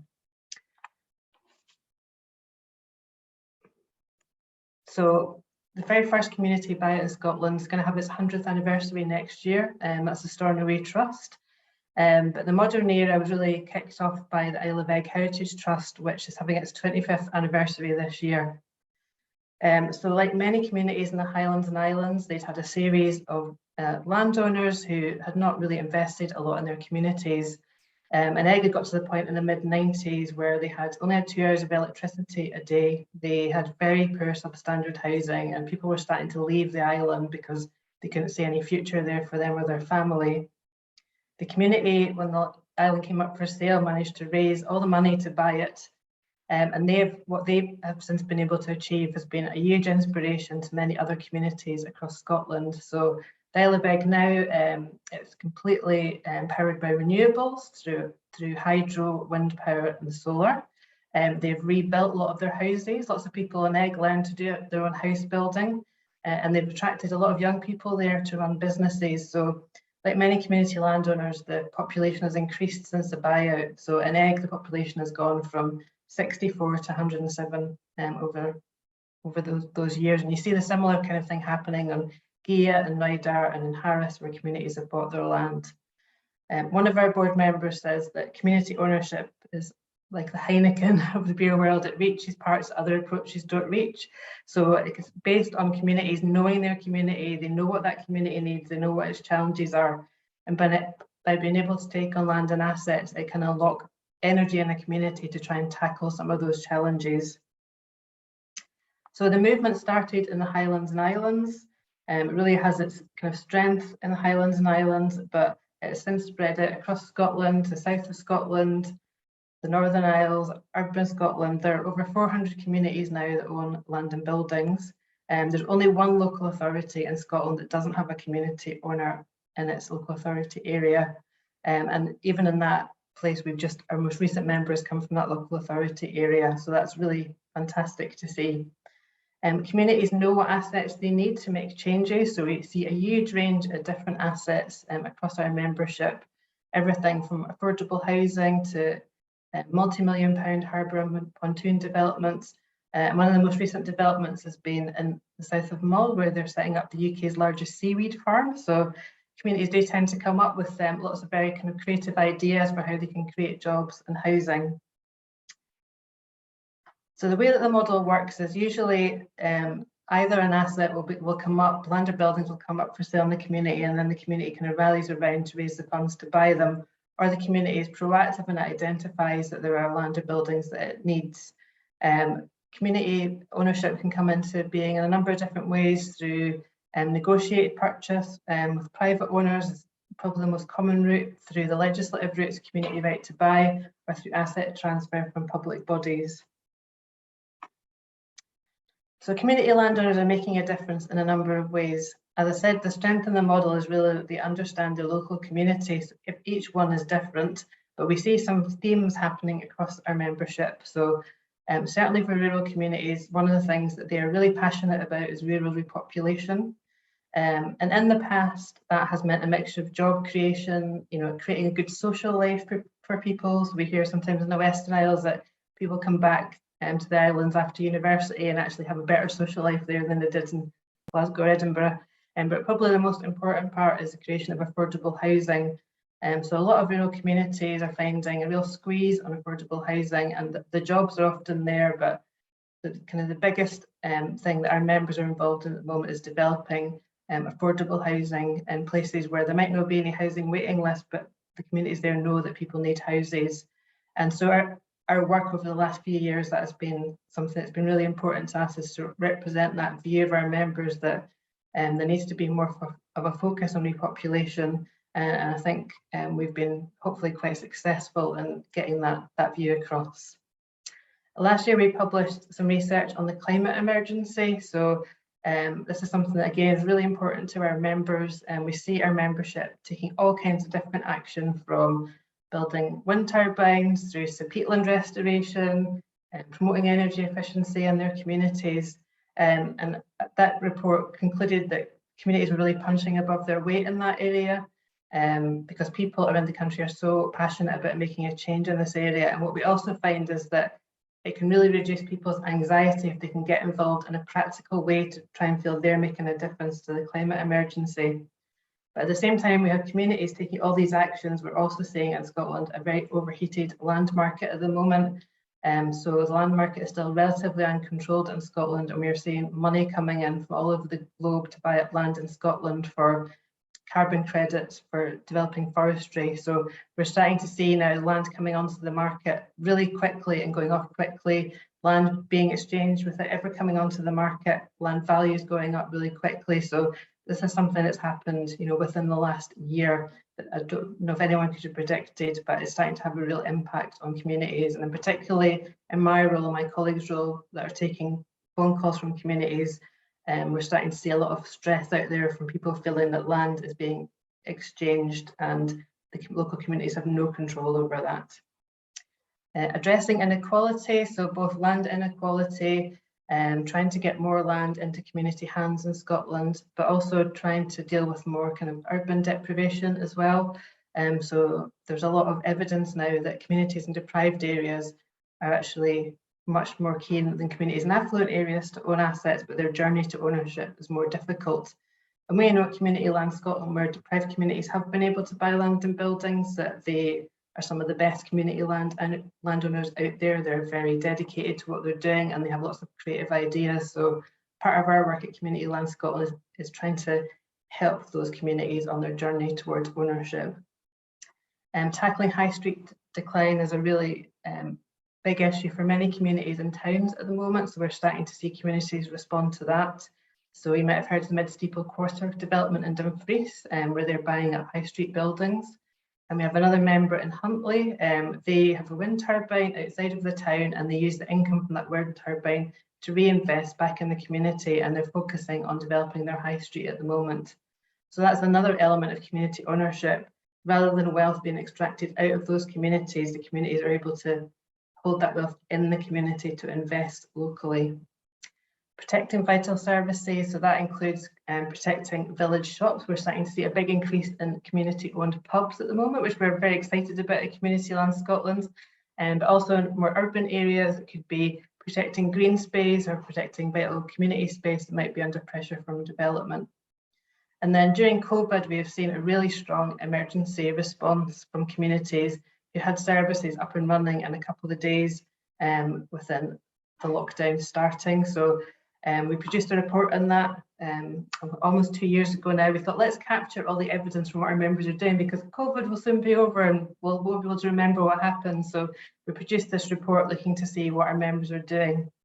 And we worked with a journalist and author to pull that report together. And I think he kind of hit the nail on the head with what he said. He said, if these community owners could buy and run an estate, a ferry or a woodland, if they could build a hydro scheme and new houses or erect wind turbines, if they could secure income streams of tens, sometimes hundreds of thousands of pounds a year, they could be relied upon to make sure Mrs. McDonald's prescription was delivered, and the shopping for the Cameron family was left at the door. So we get asked a lot, like, why our members are able to respond so quickly, and I think they have ways of managing risk. They can pull people together really quickly. They're trusted organisations, and so they were able to respond really quickly in that emergency situation. And then finally, I'm just going to talk a little bit about our community ownership hub. So in 2016, Community Right to Buy and the Scottish Land Fund were rolled out to urban communities. So we've been working with urban communities since that time, and we were seeing that urban communities often had some challenges that rural communities didn't face, particularly issues around access to land information. We found deprived communities, as I mentioned, can have a tougher journey, and that's often not down to their own ability, it's down to expectations of those communities, that they won't be able to look after the land and buildings properly, which we know is not the case at all at Communityland Scotland. So we've had this project, it was up and running in March last year. It's working across Glasgow and the Clyde Valley, and we have 2 members of staff working on that project, and one who works hands-on with the communities to support them through their journey, and then we have another member of staff, Kerry, who is in charge of research and policy, so looking to see what are those kind of systemic issues those communities are facing, and how can we as Communityland Scotland start to change those. And the majority of inquiries coming through in that area are for purchase of private assets, particularly vacant and derelict land. We originally thought we'll have 10 communities that we'll work with in the first year, and we've had over 60, so the level of demand for that service has been absolutely huge. And we've seen the majority, almost 2/3 of the inquiries coming from deprived communities. So that project, we're really kind of pleased with how it's going. We're hoping in a few years' time, there'll be far more communities in Glasgow and the Clyde Valley who will own assets, and that we'll be able to share that knowledge with urban communities across Scotland. So what is Communityland Scotland doing in terms of our policy work at the moment? My colleague Cal MacLeod leads on that. So at the moment we're looking at things like public interest tests, where land ownership is not in the public interest of communities. How can that be tackled? Regulation and monopoly ownership, bringing in a community right to buy for the climate emergency. So if you're interested in our policy asks, we produced a manifesto last year, which is on our website, and you can find details of that there. And I will just stop there. Thank you. Thank you, Lindsay. That was really interesting, and it just shows the difference it can make when communities get assets in their own hands. And I think you're right. It has been shown to work in rural areas. It'll work just as well in urban areas, and especially for deprived communities who have tended to put up with what people hand down rather than get the control of their own assets. So that's really exciting work. So thank you for the presentation. Really appreciate that. Can I now turn to Joe Fagan? Joe is a Scottish Labour and Co-operative councillor and is the leader of the Labour group in South Lanarkshire Council, and he's been involved with others in campaigning over issues around transport links in East Kilbride. So Joe, can I hand over to you? Yeah, thanks Rhoda, and thank you to everyone for having me on the panel. I have literally just arrived from the campaign trail in East Kilbride, and I am, so apologise for my appearance, and if I do sound slightly out of breath, I've just come out of my red cagoule and sit down to be with you here. What I thought I would do is talk through, I suppose just update the Scottish conference and an update I gave to the UK party in relation to where we are in Strathclyde with our ambitions to assert democratic control over the bus network here. Now I've been attending conferences like this for a while, where we have been discussing our ambitions to, as we put it, through the People's Bus Campaign, for example, to run bus services for passengers, not for profit. And recent changes through the in transport legislation through the Scottish Parliament have created opportunities for willing local authorities to take forward a reform agenda that shifts power and where these bus markets work, and indeed allows us to replace bus markets entirely if that's what we have a democratic mandate to do.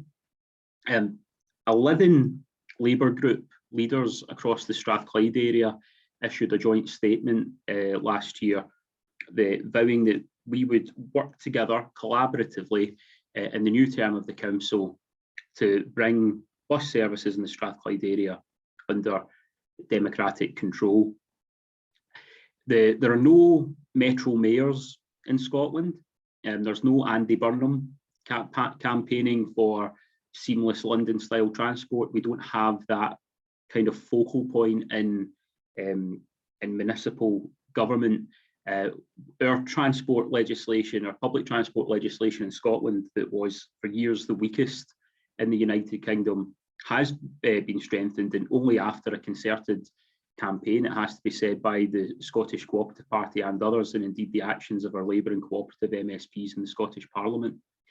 We have amended transport legislation and strengthened transport legislation, giving new powers to councils to enact bus franchising schemes, and also lifting the ban on councils from directly providing bus services through municipal ownership and control.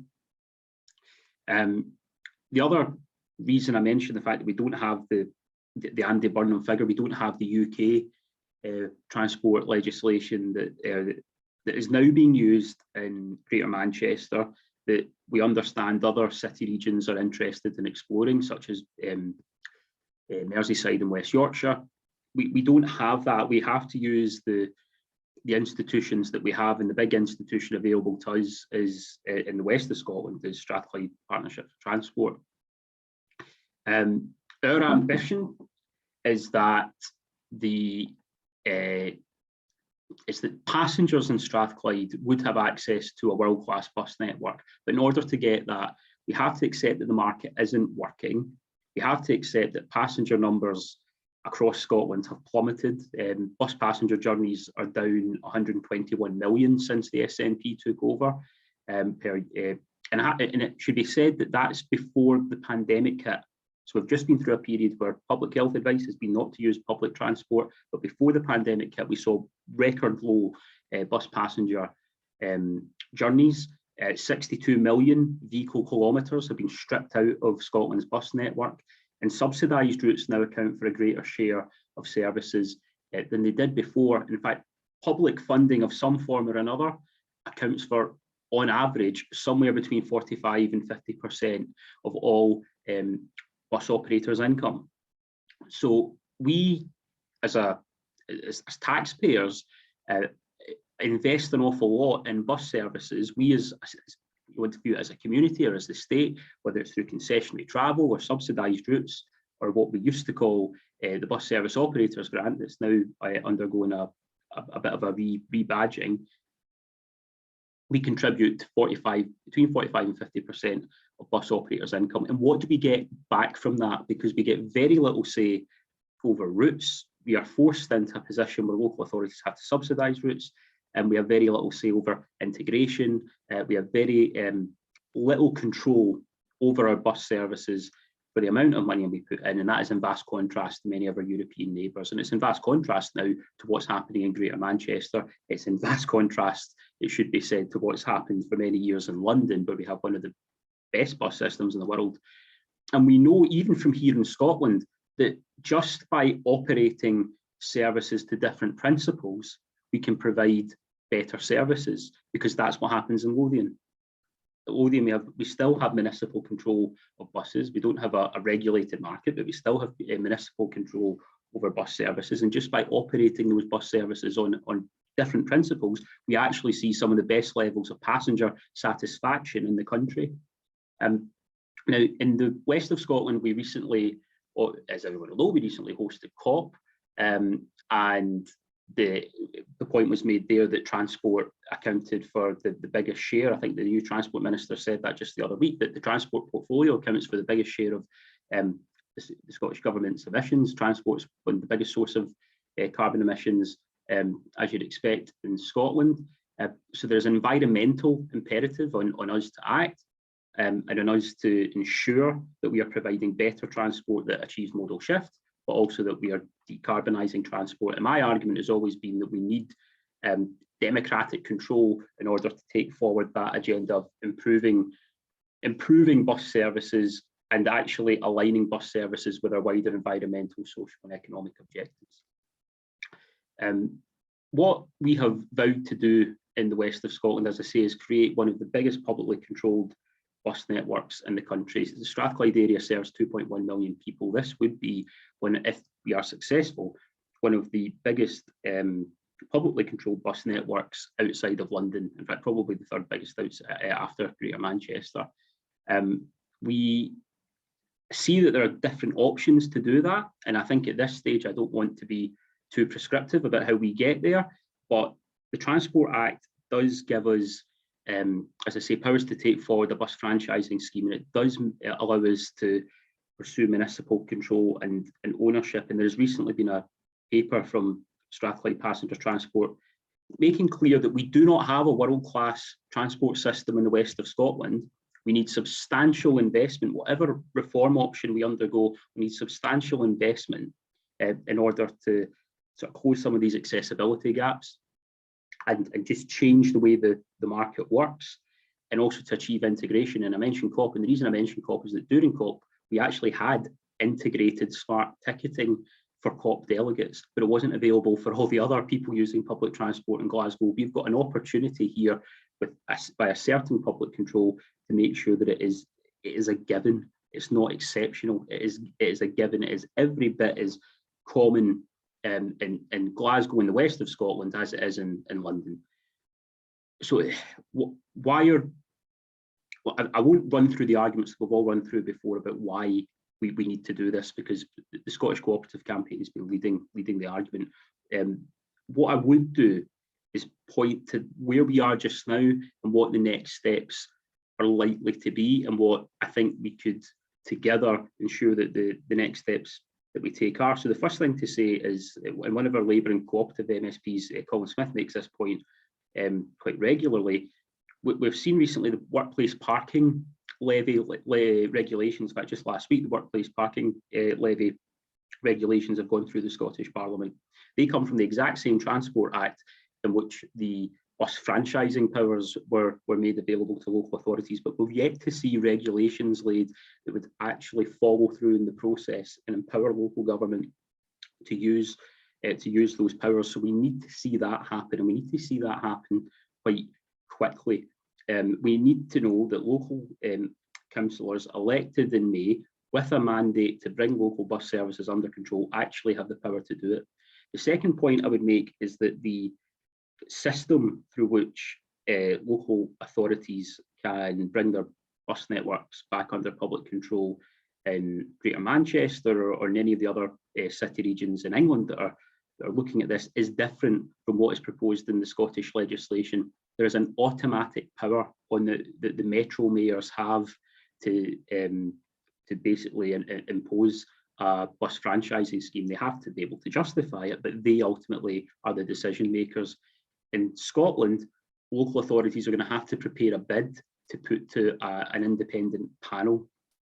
So there is that process is quite ill-defined at this point, and I think we need to make sure we're putting pressure on the government to define that process and make sure that it is not going to frustrate the democratic will of councils that are elected with a mandate to take control of their bus networks.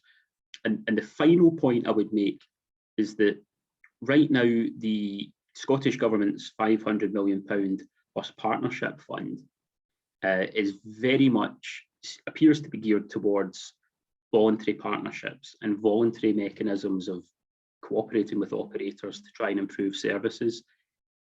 It has to be said, in all the time I've been following, in fact, pretty much since the Scottish Parliament was created, we have had numerous schemes have come forward and suggestions have come forward for voluntary schemes, voluntary partnerships to improve bus services, and they have not stopped the decline. As I say, bus passenger journeys as we went into the pandemic were at a record low.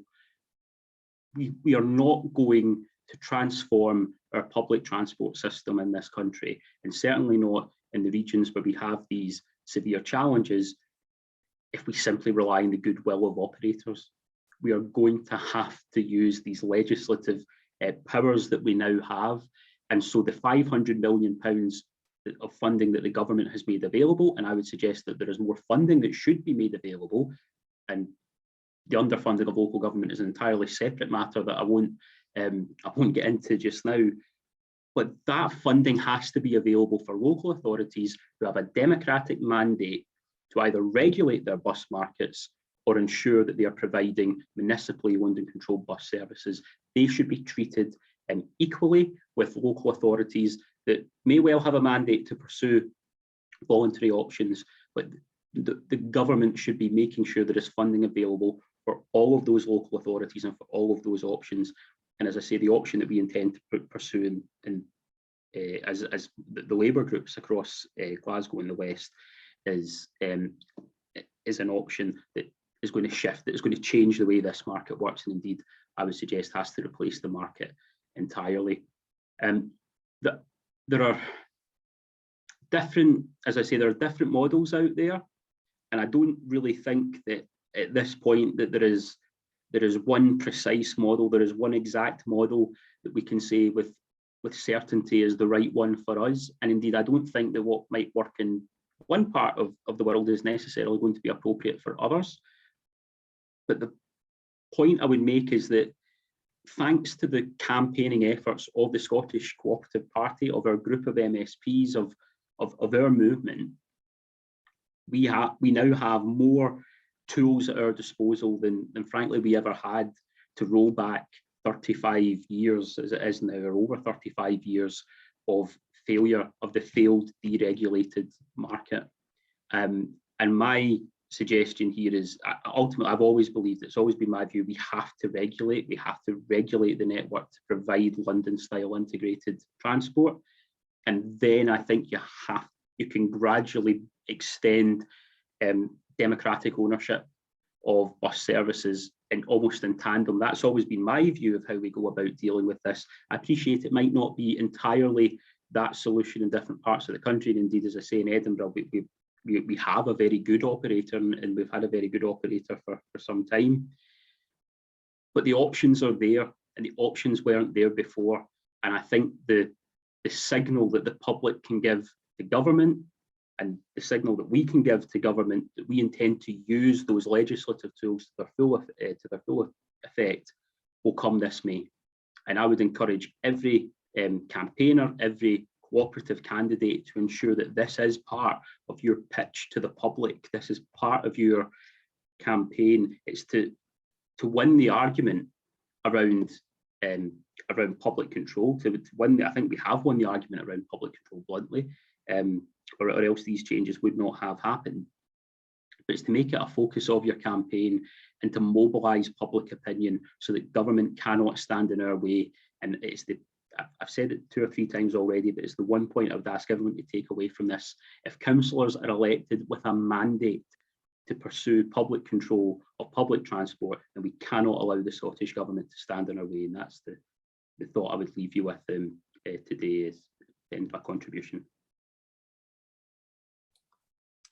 Thank you, Joe. And I think we all look with a degree of envy to Edinburgh and what they enjoy as a bus service, but at the same time, we all need to roll that out throughout the country, and it does need priming financially to allow councils to do that. But I think at our peril, we don't do it, because the importance of getting people out of their cars and getting people to travel on public transport, is not only just socially important, it's environmentally important as well. So thank you for your contribution, and all the best for being out chapping doors and rushing back. You're fitting in a lot to the day, so well done.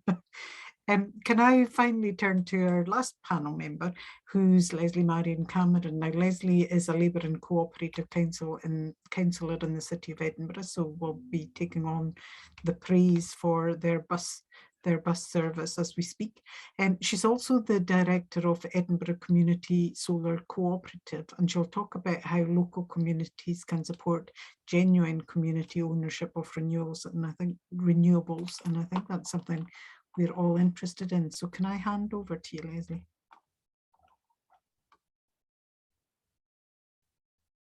Leslie?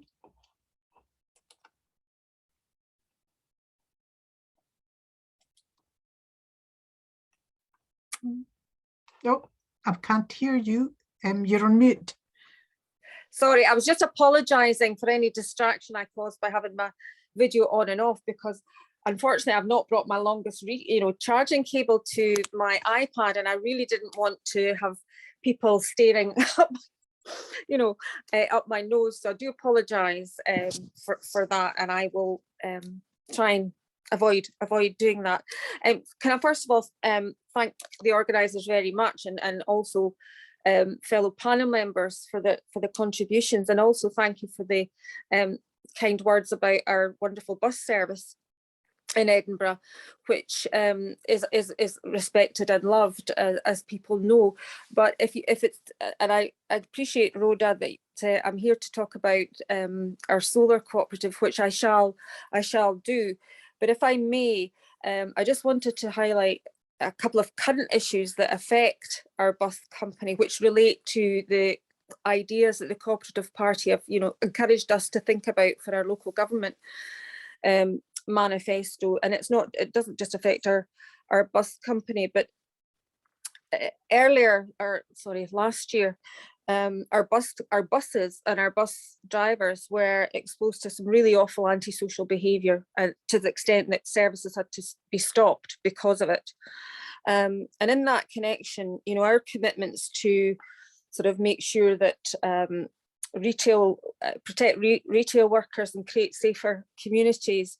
One of the things that I've asked our fellow cooperative colleague Sarah Boyack to ask is, given Daniel Johnson's wonderful work and us during the legislation that came into being last August, I want to know exactly how much reporting has been done around that legislation to protect retail workers and bus drivers, because not only have our bus drivers been subjected to some really horrendous behaviour, life-threatening, bricks being lobbed through, so are our retail workers, as I've discovered most recently, particularly in our old town, and there was some publicity or media coverage around that earlier in the week. So it's one thing, it's great that we have the legislation, but it's absolutely vital that we as councils and police have the resources to enforce and take people to task for behaving in such a horrendous way. In Edinburgh, we set our budget on Thursday, and I'm pleased to report, although it is only a one-off allocation, but we were able to allocate another £200,000 to our Edinburgh Community Solar Cooperative, which currently has panels in around 30 of our publicly owned buildings. So it's a mixture of schools, community centres, and our leisure centres, and our council headquarters offices at the moment. However, sometimes it can take an awful long time if there are kind of disasters, such as one of the primary schools in my ward where we have panels had a fire some 2-3 years ago now, and it's been a heck of a long time trying to sort out the liability, the insurance, the repairs, all of that, in order to restart and get the solar panels back up and running. And we're experiencing a similar situation on another site in our area. We took a long time to get off the ground. The solar cooperative, I think, was first mooted in 2007, but did not finally get off the ground, as it were, until 2015. But since then, we've been growing incrementally, and obviously we offer shares in that. I would like to see it, to your point, to your phrase, Rhoda, be pump primed, because we absolutely have to do it. I mean, it's not just councils that have net zero targets. In Edinburgh, much of our housing, our council-owned housing, is terribly energy inefficient, and I've got multiple high-rise blocks in my ward. That's an absolutely, to my mind, an opportunity whereby if the Scottish Government were to give us and other councils money to enable us to make sure all the proper retrofitting goes into our housing to make it more energy efficient, particularly on our blocks of high flats, that has multiple benefits all at once, in terms of food poverty, fuel poverty, energy efficiency, carbon targets. And to my mind, if the Scottish Government were minded to do that, it would give some wonderful case study evidence so that we as landlords are acting responsibly as social landlords, but it would also encourage the development community, who we need to really up their game in their house building and their commercial, to really up their game in terms of building things that are inefficient, and also being more open to incorporating solar panels and solar energy and clean energy in all their commercial and domestic house building. So that's a kind of high level, if you like, issue, aspiration, I suppose, as a city, not just as a solar cooperative. I mean, we also have, whilst the solar cooperative is I suppose the best known cooperative that we have in Edinburgh, we do have a number of others, including our black cab fleet. Obviously that's not us that runs that, but it's a huge cooperative. Our farmers market became a cooperative last year, initially set up by Edinburgh, City of Edinburgh Council. I did that as a council motion 21 years ago, but it's a great example of where the stallholders of the market, Edinburgh Farmers Market themselves, saw the benefit of becoming a stallholder cooperative, and they've gone from strength to strength. And just on that, now that they're back running every Saturday, they're very keen and happy to give us a stall space to promote the co-op party. So I'd really like to take that forward, and Rhoda, perhaps we could discuss that separately. But in terms of all the campaigns that we're doing in Scotland, particularly your food justice one, and others, so it sounds a bit ironic for us to take a stall at something that the council set up, but I do think it's an opportunity worth taking, not just to promote what we're currently doing as a co-op, but what the cooperative movement has achieved in the past. And I was following very closely the presentation from Communityland Scotland, and in terms of community asset transfers, what we're finding, because I am keen to see or to encourage community asset transfers. Some have happened in our city. They've been quite small scale, but I would like to see our solar cooperative kind of be able to, if you're taking that on, then how can the solar cooperative then help put panels on the building and just spread it out beyond, buildings that we own. Another sort of big partnership, again going back to our proposals for local government, is around food justice. And we've already, people possibly know this already, but we've had a long established Edible Edinburgh partnership, which comprises private, public and voluntary sectors, as well as the NHS and Scotland Food and Drink as well. And that's had huge success in terms of being able to make affordable fresh fruit, nutritious food available in communities and difficult to reach often communities. And the other thing that we have done around that to support that as a cooperative council is we've increased our number of allotments, and from the one-off additional spend, again in Thursday's budget, we have pledged further monies to do that. So it's frustrating when it's small amounts and it's one-off spend, and I mean everybody on this call well understands the frustrations and the injustice of the way that local government is disrespected and disregarded by the Scottish government. And I think, as Joe said, I think we will, I hope anyway, certainly from going round the doors, and I too was on the campaign trail today and also in constituent meetings. I think there's a very clear, I feel and I sense and there's evidence of a very clear change and a move away from the party that's currently running the Scottish government. I'll stop there, Rhoda, because I know that I've kind of dashed about to different topics in a way to try and highlight some of the, not just what the co-op, the solar co-op is doing, but some of the other issues. And just very finally, if I may, the planning committee this week, which I'm on in Edinburgh, we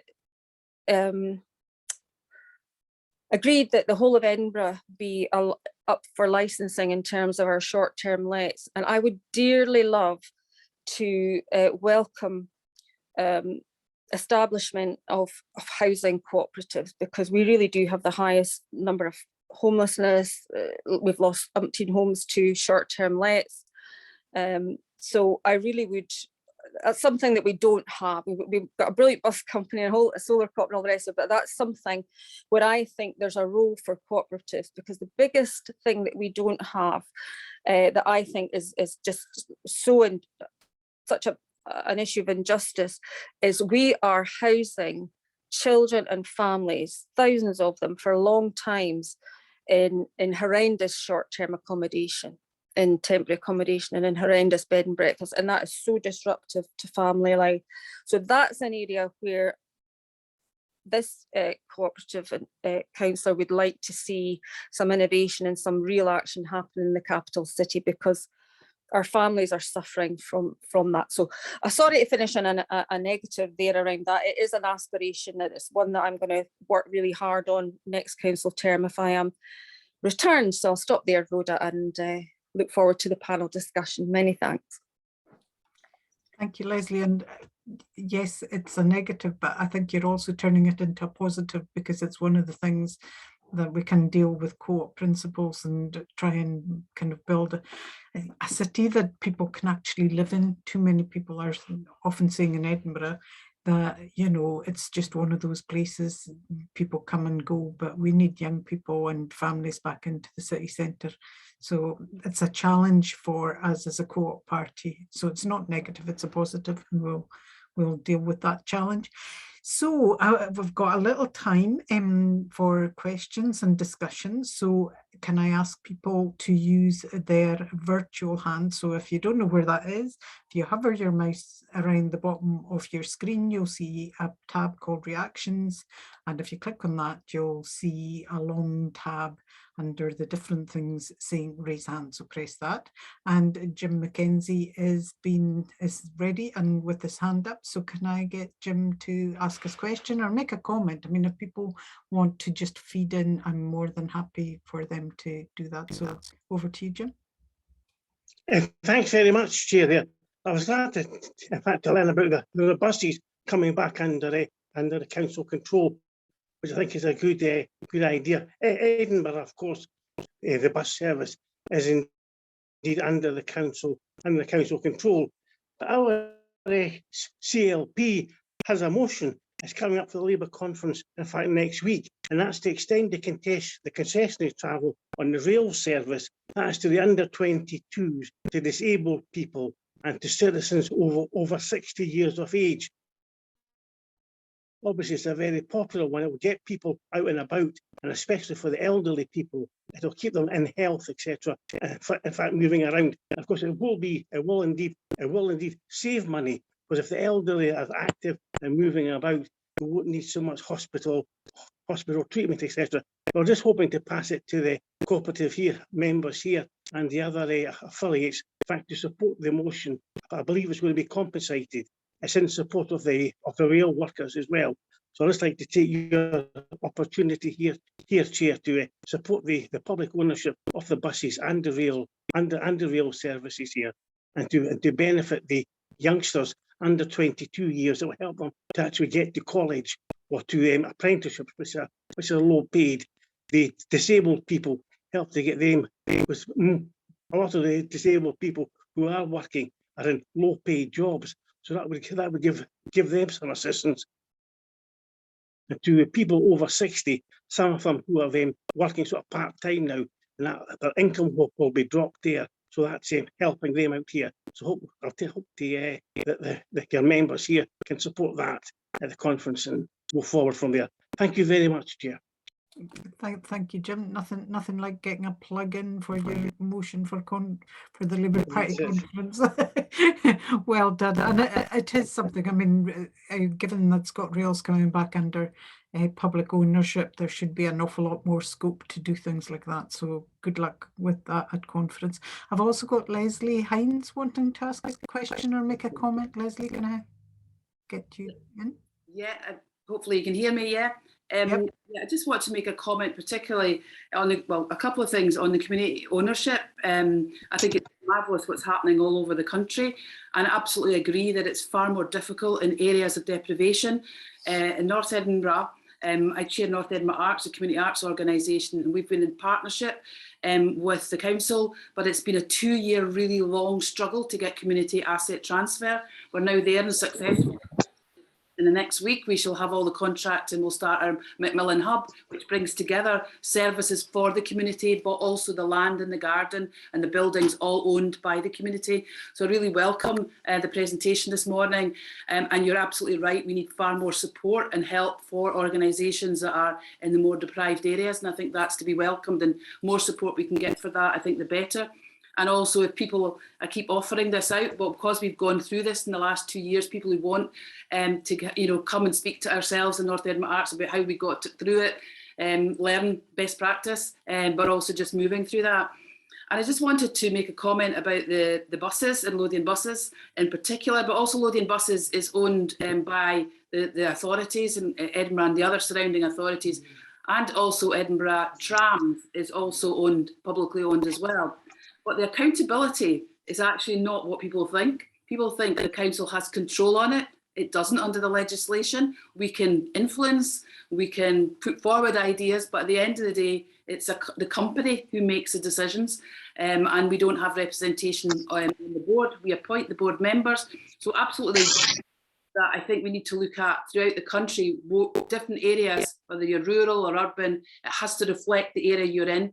And I think the legislation that's now been put forward, I'm not sure it's the best, to be honest. I agree with that.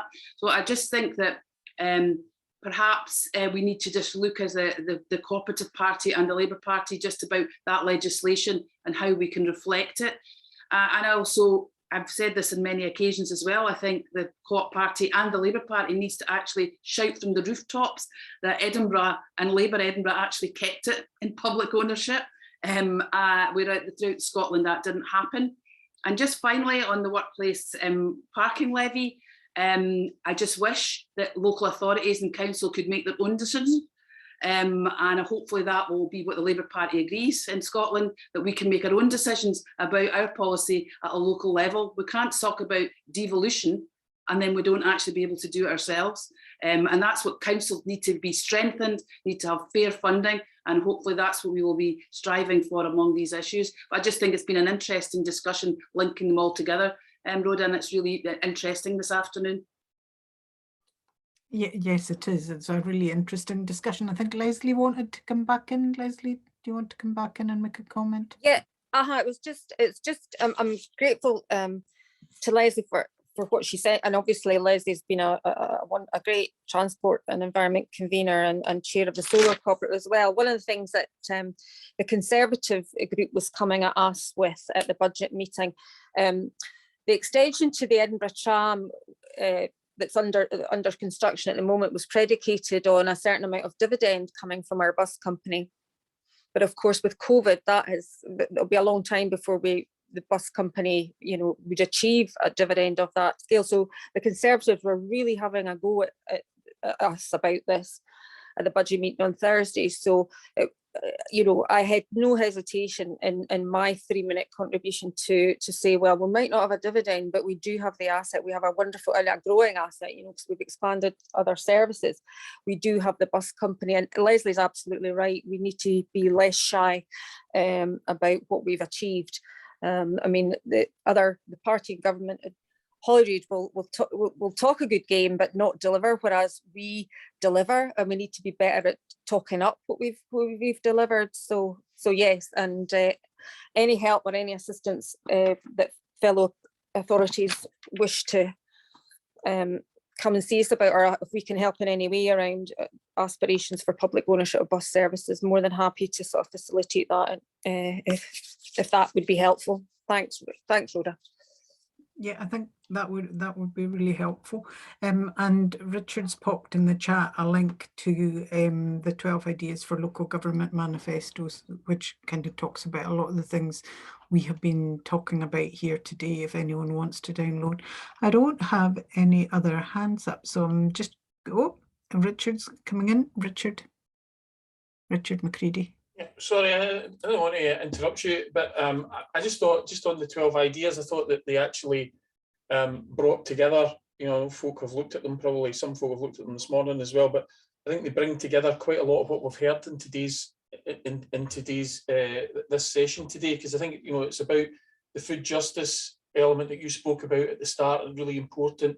It's about building a fairer economy, and also, you know, so it's community wealth building, but it's also about, it's really important who owns things. So it's important who owns the land. And I know, as you'll know, Rhoda, that, you know, historically that has been about the Highlands and Islands, and it's still crucially important. And I know you've done great work in that, in Communityland Scotland have done great work on land ownership in the Highlands and Islands in particular.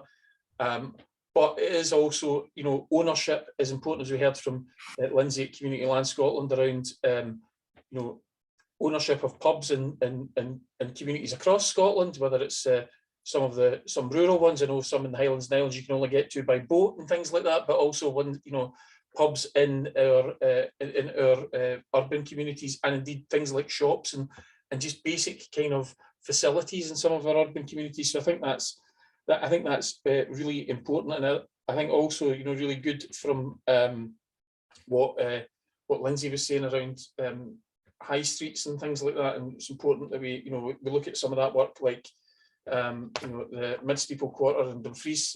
Interesting to hear about other places like Huntly. I think I wasn't aware of that one, so I think it's one I'll certainly go away and have a look at. So I think that's important. And I think also, you know, we also heard earlier about our stuff around retail workers, and indeed some of the stuff, you know, Leslie, Marion, Cameron mentioned about renters and giving folk who are paying rent a voice, when, you know, particularly in our urban communities, where, and not just our urban communities, but a lot of communities are to some extent blighted by short-term lets and things like that, which I know is an issue in some parts of the Highlands and Islands. There's an issue in Edinburgh, and also even, I know some people might be surprised, but it's even an issue in the city of Dundee. There are Airbnbs not too far from where I'm sitting, and, you know, I think there's an issue around how you balance that tourist stuff. So, and I think also the stuff around transport inequality that Joe mentioned, you know, how we make sure that people can get access to transport. And I know, you know, Leslie, Marion, Cameron mentioned it as well around the, you know, what's going on in the city of Edinburgh. And I think also, you know, hugely important, community energy. I think it's important that, you know, we want a green, you know, a Green New Deal. We want a renewable future, but I think we need to make sure that communities benefit from that. And I know, Rhoda, that you've mentioned that sort of issue around, you know, what sometimes are called green lairds, who are kind of, you know, buying up large parts of Scotland. And one of the reasons they're doing it is that the tax advantages of buying up large parts of Scotland and then allegedly doing things that are good for the environment. Sometimes they are good for the environment, but, you know, not giving local people much of a say in how things are run is not great. So I think we need to try and find a way of, you know, I think maybe something we missed out on. I don't want to sound like an SNP member, but, you know, something we maybe missed out on in oil and gas, but just make sure that communities actually benefit from stuff, I think is hugely important. So hope, I mean, sorry to be going on about this, but I do hope that people, you know, have a look at those 12 ideas, encourage their local councillors to include some of them, perhaps even all of them, in their manifestos for the election that's coming up. So I know people are going to hear a lot from me in the next bit, but I just thought it was worth making that point, and hopefully folk can see that, you know, we all these elements that we've talked about this afternoon are kind of come together, and that, you know, it's something that you can practically do in your own local authority. So thanks, Rhoda. Thank you, Richard. Joe, you wanted to come back in, and I don't know, Lindsay Chalmers, do you want to come in and say something about how communities can maybe gain from some of the greening opportunities that are there, rather than handing it over to the green lairds who really use it just to offset bad behaviour elsewhere? But I'll take Joe first, and if you're keen, Lindsay, I'll get you in after Joe, and then I'm kind of probably then need to watch my time a little. Joe? Yeah, thanks, Rhoda. I mean, the first thing I'll say to Richard is that in South Lanarkshire, our local government committee approved our draft manifesto just on Tuesday, and I'm pleased to say that I know all 12 of those ideas are reflected. They might not be reflected in exactly the same language, but all those 12 ideas have made it into the South Lanarkshire Labour manifesto. I imagine that comes from having a good contingent of Labour and cooperative councillors in South Lanarkshire, and there is as good a reason as any to get them all re-elected. The point I was going to make, it's really just to pick up on something that Leslie Hines had said, which I have to say I hadn't given full consideration to, which is actually the difficulties that that may exist in Edinburgh with democratic accountability and the accountability of those services generally. So it was quite useful to have that perspective. And it kind of reinforced to me that not only do we have different needs in different parts of the country, but nobody here is starting from year zero. We have, you know, as I say, different parts of Scotland have tried to pursue different solutions. In the vast majority of cases, the problem is none of them have worked and none of them have reversed the decline. And I suppose the other issue in Edinburgh that maybe isn't so reflective of the West Coast is that there isn't the same suburban rail network that Lothian have to compete with. Whereas that's probably something that's quite different in Glasgow in the West, though, as I'm sure plenty of Labour and cooperative councillors and MSPs, Neil Bibby and certainly in the Parliament last week, the week before, will have pointed out the rail timetable isn't going back to what it was. The rail timetable in May will not be a return to pre-pandemic levels, and that brings with it its own issues. So I just wanted to make the point, I'm very aware of that, and I think there are, as I say, there are different solutions here. There are solutions that we could theoretically move on quite quickly. We could now move quite quickly to establish a municipal bus company. My hesitancy about it is that I think we need to change the dynamics of how the market is working in the west of Scotland, so that we're not setting ourselves up for failure, but actually we are taking control of the network as a whole. But we could move quite quickly, and that might be a solution for other authorities, particularly rural authorities. That might be the solution that works best for them. My instinct is that with a large bus market and the size of Strathclyde, I kind of think they have to be firing in all cylinders. And so I think we have to see a gradual expansion of, frankly, of public ownership and of bus operators and alongside re-regulating the market. But if we're going to re-regulate the market, then we need the Scottish Government bluntly to get off the backside and lay down the regulations that would allow us to do it. Indeed, indeed. Lindsay Chalmers, just we're fast running out of time. I thought we had loads of time in this session, but can I just give you a couple of minutes just to say what you thought about the issues that were raised, especially about green lairs, if you can? Yes, I mean, it's a really good question and one to which we don't have all the answers at the moment. So we know a lot of land is being bought up by private investors, by companies in Scotland. Some of that is very speculative, looking at future income around carbon credits, but some of them, if you look at land that's been put on the market, if you dig down deeply, you'll see that actually what they're planning to make their money out of is things like Airbnb of housing that is on estates. And so some of it is, there's a lot of greenwash out there. So something that we're looking at the moment is what would a community wealth building approach to that look like? If communities, there's evidence from all around the world that when communities own land, that actually that's the best approach to ecological restoration.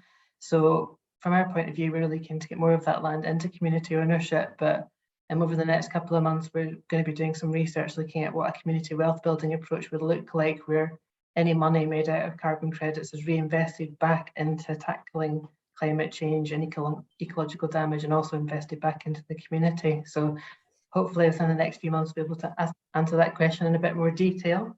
I also just wanted to say to Leslie and Leslie that our conference this year is coming to Edinburgh for the first time ever. So it might be good to have a chat with you about that. North Edinburgh Arts is doing really fantastic work, but it would be great to see more community ownership happening in Edinburgh.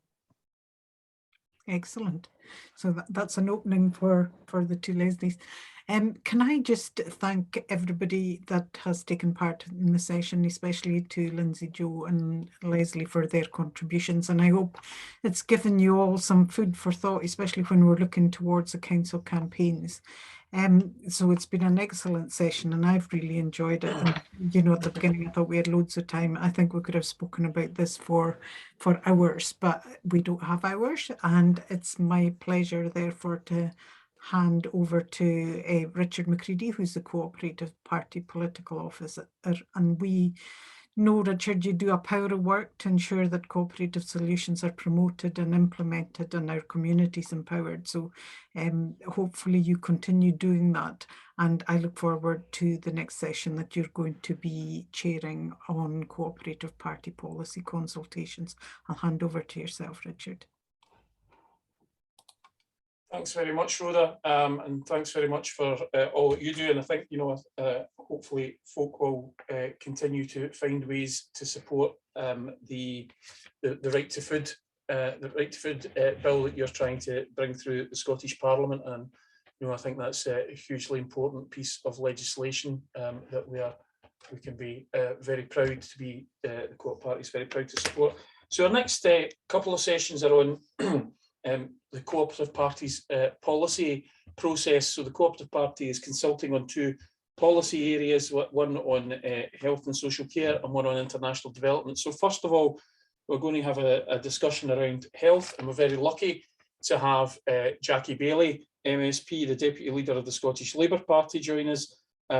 Jackie's also the Shadow Cabinet Secretary for COVID Recovery and the Shadow Cabinet Secretary for Health and Social Care, as well as being a member of the Scottish Parliament for Dumbarton. So I mean, Jackie doesn't have obviously Jackie's not got much spare time with all these roles, but Jackie, you know, does a great job in the Scottish Parliament, holding the Scottish Government to account.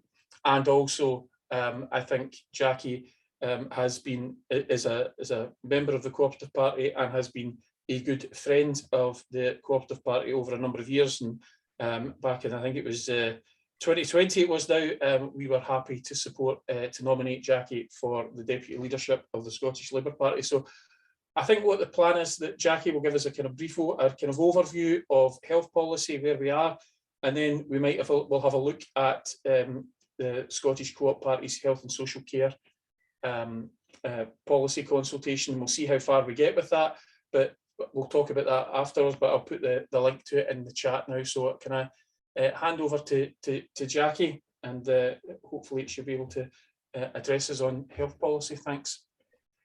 Thank you very much, Richard. I think I should quit whilst I'm ahead and just go off, but for given the wonderful introduction you gave me, but I'm genuinely delighted to start off this session, because I genuinely think there has never been a more important time than now to have this conversation. We've been through 2 years of a pandemic. That's changed the NHS. It's certainly tested social care. And as much as the Scottish Government and others may want to kind of blame the pandemic for lots of problems, some of them predate COVID.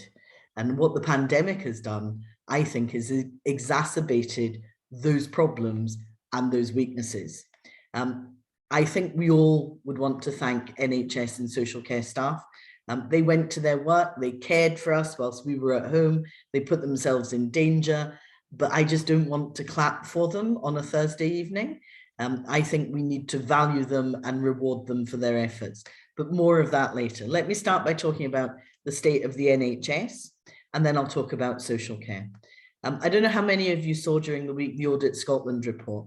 Now, Audit Scotland always write their reports couched in the most careful of language, but I have to say to you, that is the worst report I have seen in the history of devolution, some 22 years. They highlighted a huge backlog in care, increased waiting times, delayed discharge continuing to be challenging, and the lack of staffing. And yet there has been a pandemic, but you know, we just cannot allow the government to use that as an excuse, particularly when they've been in charge for the last 15 years. So let's look at waiting times as just one area. There are now 680,000 people in Scotland waiting on either a diagnosis or treatment. That's 1 in 8 people. That is a shocking statistic. The position was 450,000 prior to the pandemic. So it was already a significant challenge for the NHS, but it's now getting a lot worse. And none of the measures that the government have put in place are actually making any difference whatsoever. If you look at bed numbers, the mantra always used to be cut bed numbers, make the NHS more efficient. Indeed, the First Minister last week blamed Labour for cutting beds. Well, do you know what? I'm proud of the beds we cut, because the beds we cut were in learning disability, long stay institutions like Woodley, where people were treated inhumanely and now are living in the community amongst us, run by voluntary sector projects and cooperatives, and that's the model for the future. But the SNP have cut more than 1,000 acute beds. That was done not by some arbitrary person, it was done by Nicola Sturgeon herself. That was done pre-pandemic. Their waiting lists existed pre-pandemic, and she presided over them too as the Health Secretary. In terms of spending, First Minister always likes to give us a long list of all the money that's being spent in the NHS. And don't get me wrong, I value money and resource coming into the NHS. But what she doesn't tell you is whether that money is making a difference, what it's being spent on, what the outcomes are that are being delivered, because therein lies a story about a very poor record indeed. She also fails to tell you that she was the one that failed to pass on Barnett consequentials when Labour were in government, that if we had had those all passed on, now the NHS would be £1 billion better off in terms of their budget. So we need to remind her of that. But in staffing is where I have the greatest concern. And we all know, whether you work in the NHS or local government or another area, staff are the backbone of that service. And staff are most definitely the backbone of the NHS and social care. And then you listen to the litany of warnings from the RCN, from the BMA, from Unison, from GMB, from Unite, from staff groups, from Royal Colleges, you name it. They are all saying the one thing. NHS staff are burnt out. They're leaving in droves. Some are taking early retirement. Some are quitting to go and work in the private sector or indeed into agency nursing. 6 out of 10, astonishing statistic, 6 out of 10 surveyed by the RCN said they were thinking about quitting. Now, if they leave, I cannot begin to tell you the challenge that the NHS would face. And I think it would be on the brink of collapse, if not on its knees. So we need to halt that decline. We need to retain staff, but we also need to recruit more. We've made proposals about rest breaks, about hot meals, about protecting terms and conditions. There are pay discussions coming up. And at the moment, the Scottish Government is being very coy about those, particularly in the NHS. We've seen what they've done in social care, where we were demanding alongside the trade unions £15 an hour, and they gave them a derisory 48 pence uplift. Now, unless we start to value people for the work that they do, it's not surprising that they're leaving. They can get more working at the checkout at Lidl or running the bar at their local pub than they do in social care. And that's not the signal we should be sending as people who care about both those services. So in terms of workforce planning, we've had, I think, 5, if not 6 workforce plans from the Scottish Government. None of them, frankly, have been successful. First Minister's keen to tell us how many more staff there are in the NHS, but she doesn't tell us how much demand has risen and how the level of staffing is insufficient. So we need to do more about training staff, and that's going to take a long time to do. These consultants, nurses, they're not knitted overnight. They will take a while to actually put in place. So we need to retain the ones we've got. We need to recruit more. And that maybe starts with the Scottish Government increasing the training places, as we would do in universities and colleges, particularly for Scottish domiciled students, because they are much more likely to stay and work in the service in the future. But they above all need to talk to people. They need to talk to the nurses and doctors. They need to talk to the stakeholders. If I told you that the Royal College of General Practitioners has had no input, none whatsoever, to the delayed workforce plan that should be coming out soon, it does trouble me as to what on earth is going on in the NHS. So there is an urgent need to reverse this trend. Kind of things we would do, because we recognise that staffing is so important. We would recruit, we would retain, we'd focus on pay, we'd focus on working conditions, we would recognise the skills and opportunities for development and training. We would above all listen to them, and we would ensure that they are properly valued and rewarded. And those were some of the budget proposals we put forward, not just this year, but the year before, and the SNP ignored. We need a catch-up plan. I'm very clear about that. We need to use the empty theatres. We need to work with consultants and theatre nurses to restart services. And we need a dedicated kind of stream of elective surgery, whether it's rapid diagnostic and rapid treatment centres across the country. But above all, we need to do things differently. And I have been astonished at the extent to which health inequalities have widened during the course of the pandemic, but indeed even before that. So whether it's preventative work, we've got screening programs that disproportionately fewer of them are delivered in disadvantaged areas than they are in advantaged areas. Our life expectancy has actually got significantly worse. For the first time since records began, it's actually dropped in Scotland, and given the wealth of the country, that frankly is a scandal, it's a national scandal. So we do need to start bringing a much greater focus to working locally, because if we're honest about this, wherever your local hospital is, doesn't mean that you will be healthier. We need to get into communities to actually plan properly, to empower patients, to empower staff, to build capacity and resilience in communities so that we are actually tackling health inequalities right from the ground. So that means more focus on primary care, more outreach into communities, and that's something that Labour would support. And there are a number of cooperative models of how this can be done across the country. That kind of community wealth building, capacity building approach does actually work in the long term. So we need to build that resilience, we need to build that capacity. I personally would engage an army of public health workers, community workers, instead of it being at the preserve of the health board, actually let's deliver that locally on the ground. They've all disappeared in the past decade or so. But let me finish by talking about the National Care Service. Labour's idea 10 years ago, the SNP have pinched it. They've not pinched it terribly well, although I welcome all converts. They have no vision or understanding of how this should operate. And yet what they're doing, because they lack that vision, is they're bringing in an army of the private sector, KPMG and others, to advise them how to develop it. Yet there is an army of expertise in social care, in health, in our local authorities, in our voluntary sector, that they are simply ignoring the voices of.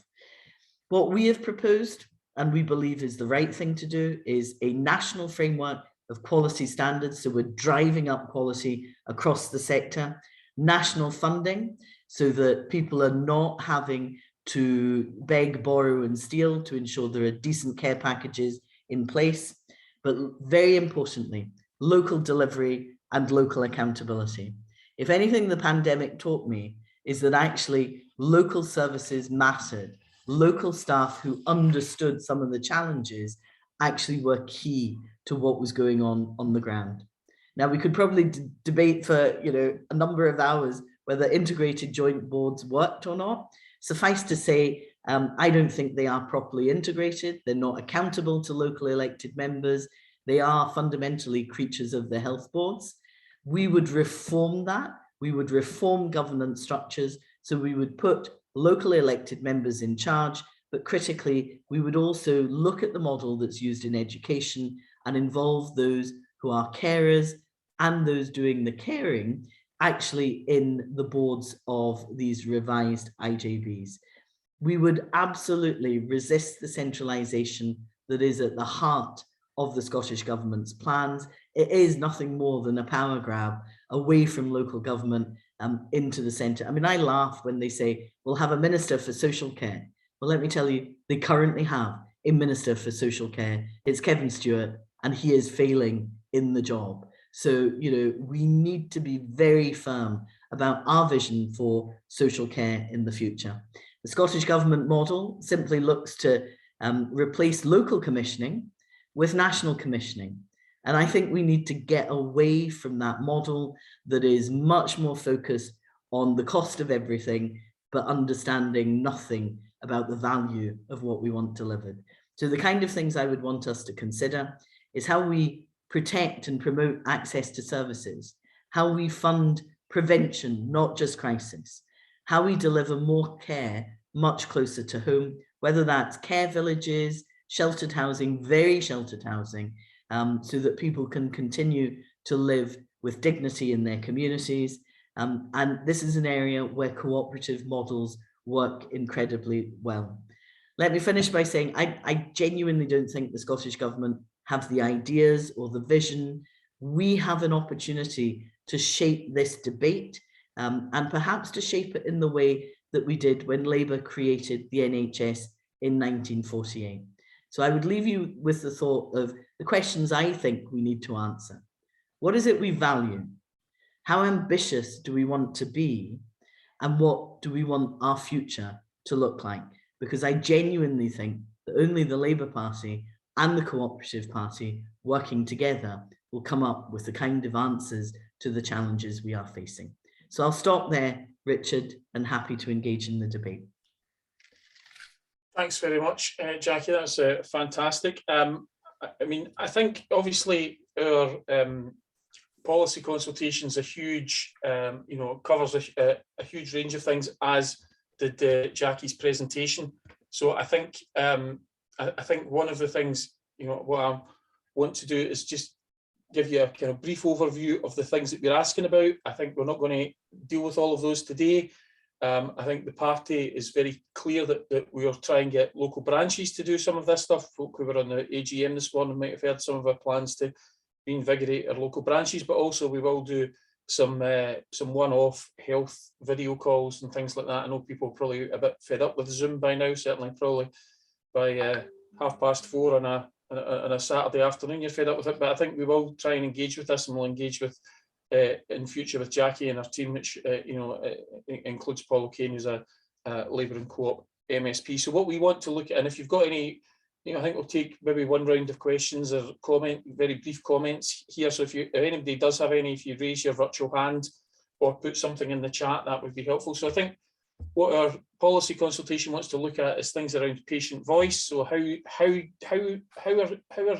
patients heard in the health system? I think that's crucially important.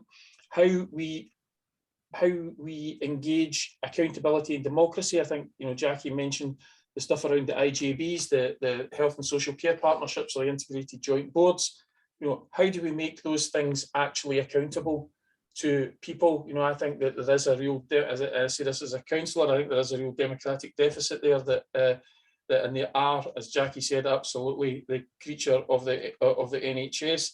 I think it's really good to hear Jackie's ideas around the National Care Service. I think, you know, whilst it's good that the SNP, you know, listen to what we're saying, I think this is yet another instance where they've heard the title and taken it off us, but not actually done the policy stuff. So I think that's important. And I think also, you know, there's stuff around how we promote co-ops in the health and social care sector, because, you know, whilst we recognise that we would have a preference for public procurement of most health and social care, there is opportunities for cooperative models there, and we should look at those. And I think also how we can do stuff around around staffing. I think that's really important, and how maybe you know, if the NHS you know, maybe not even legally became like a cooperative, but, you know, actually operated like it was a cooperative and listened to the workers, I think that would be really helpful. I think also stuff around health inequality is hugely important. You know, that you know, we all know the stats about, you know, folk in some parts of Glasgow. You know, if you compare some parts of Eastern Bartonshire with some parts of Glasgow. There's a 10-year lifespan difference, and it gets even worse when you talk about healthy lifespan. And I know you should all be listening to me today, but maybe you shouldn't, because the things I've done is I moved from Eastern Bartonshire to Dundee, and I think that that reduced my life expectancy by about a decade. So maybe you shouldn't listen to me that much today. So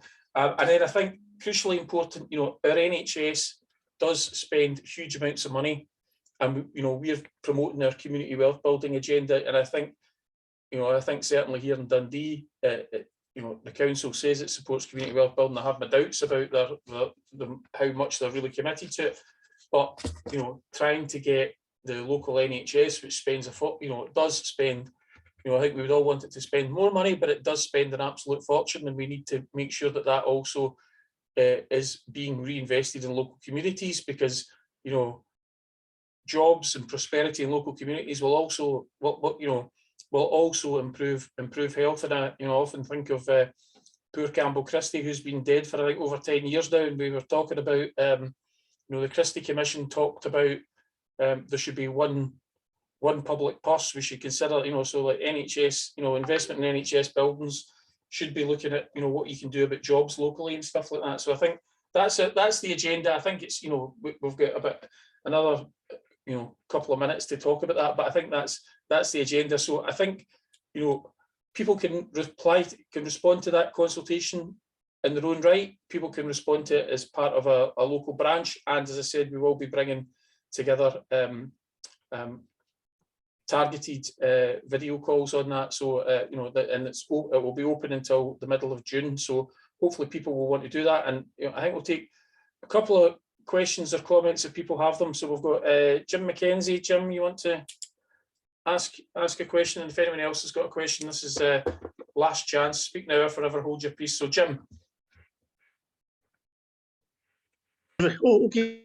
Thank you. About the health inequalities, I wonder if we could maybe get more expenditure on the health and safety executive, to prevent accidents happening. A number of factories. I know that there's procedures, etc.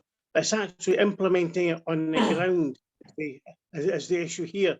Also, if we go back, we had a councillor, in fact, many years ago, in fact, John Crichton. He was a great proponent for in fact, for the concessionary bus services for pensioners, to keep them active, to in fact keep them healthy. So I would suggest now that we want to extend that, in fact, to rail travel, now that the rail service is coming back under public ownership here. That would keep the elderly active and keep them out of the hospital, keep them out of doctor's surgeries here. But the more we can do here, but on the actual health, the difficulties between what the affluent area and the poorer areas have, it's the whole area to get houses, better insulated, to get people opportunities of better food, etc. There's a whole issue here on the. What about the convalescent hospitals that many people now are actually living, in fact, singly when they're elderly, and that's causing a lot of the bed blocking. That they can't release the patient until because there's no one, in fact, to care for them once they get home. In Edinburgh, we had the Beachmount Hospital.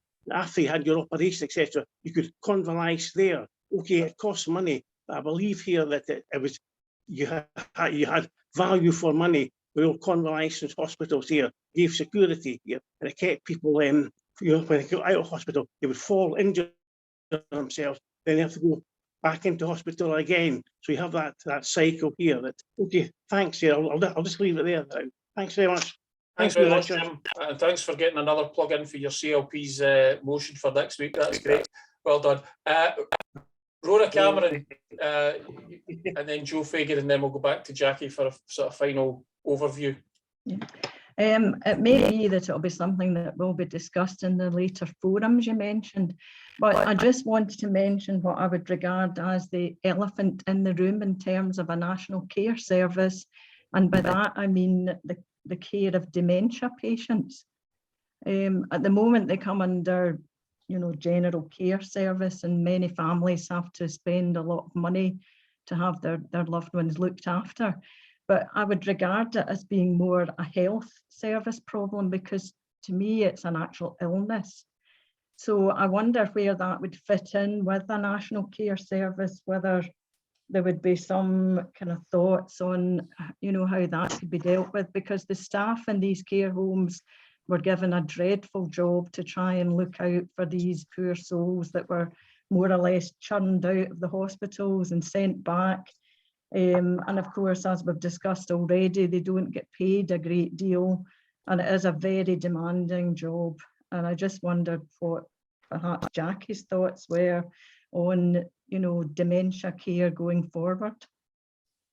Okay, thanks very much for that. And Joe Fagan. Thanks, Richard. I think my reflection just on the point about the, I suppose, consultation and patient opinion is I do think that there is a tendency, and I see it more from the local government side, but I do think there is a tendency when it comes to professional consensus or certain policy fads that might exist in health and social care, that actually sometimes those fads are very much, they don't reflect the needs or the aspirations or the wants of service users or carers or their families.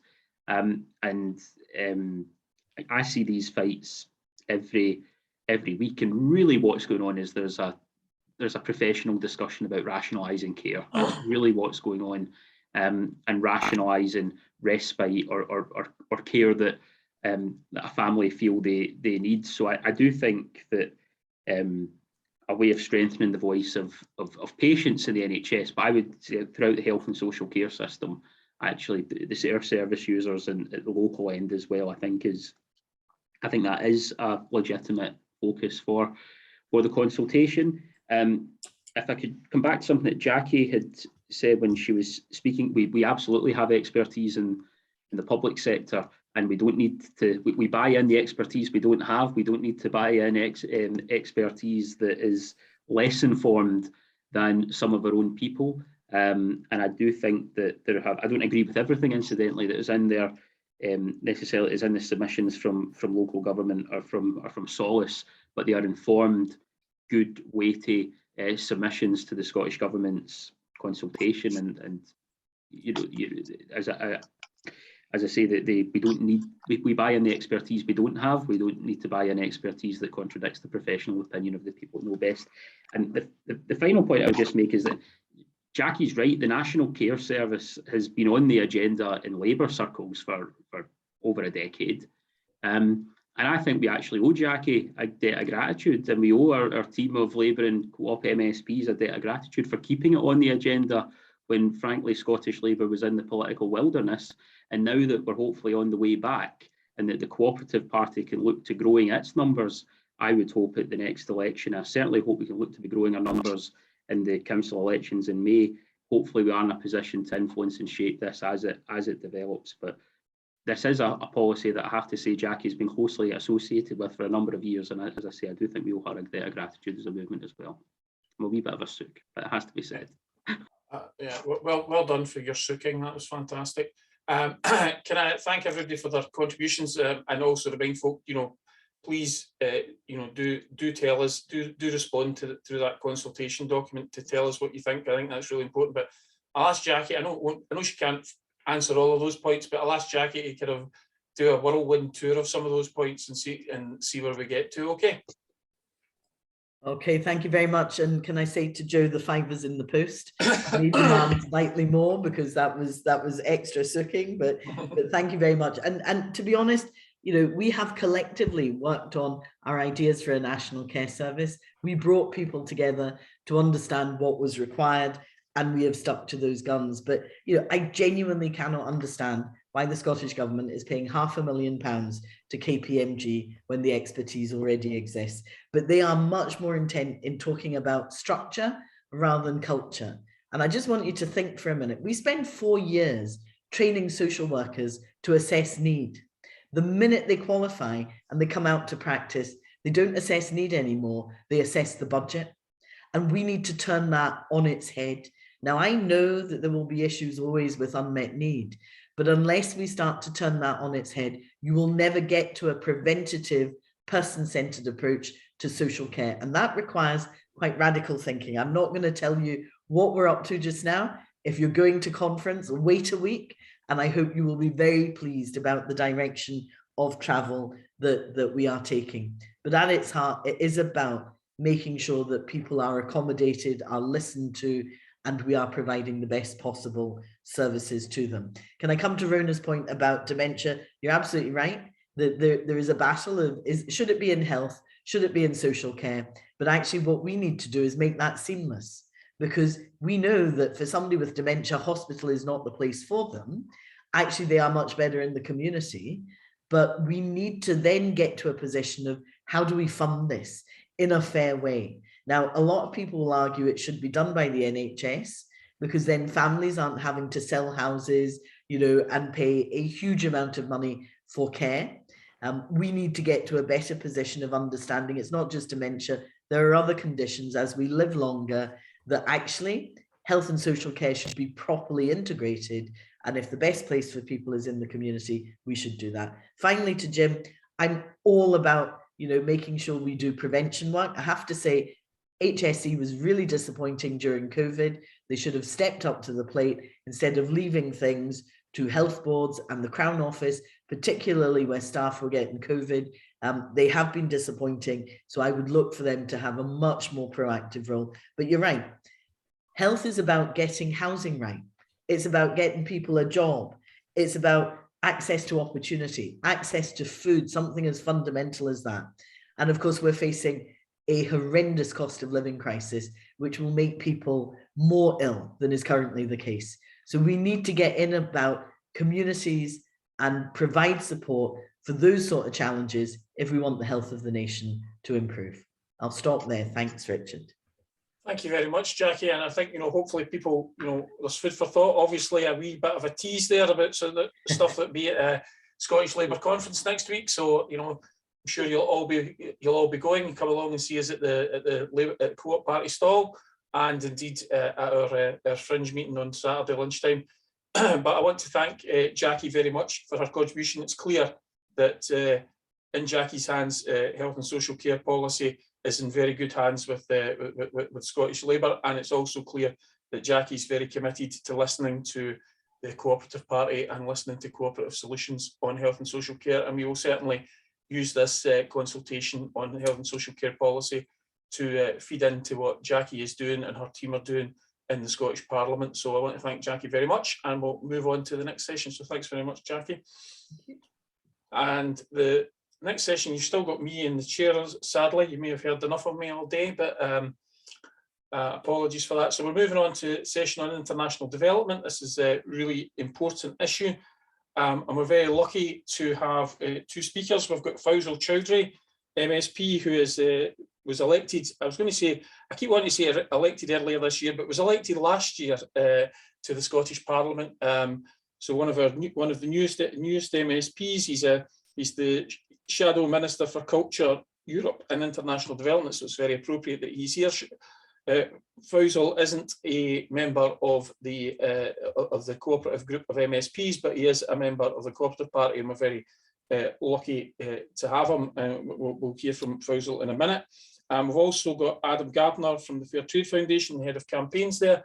And I think, if you don't know this already, you really should know this. But this is just about halfway through Fair Trade Fortnight, and the Co-op Party is very interested if anybody's doing anything.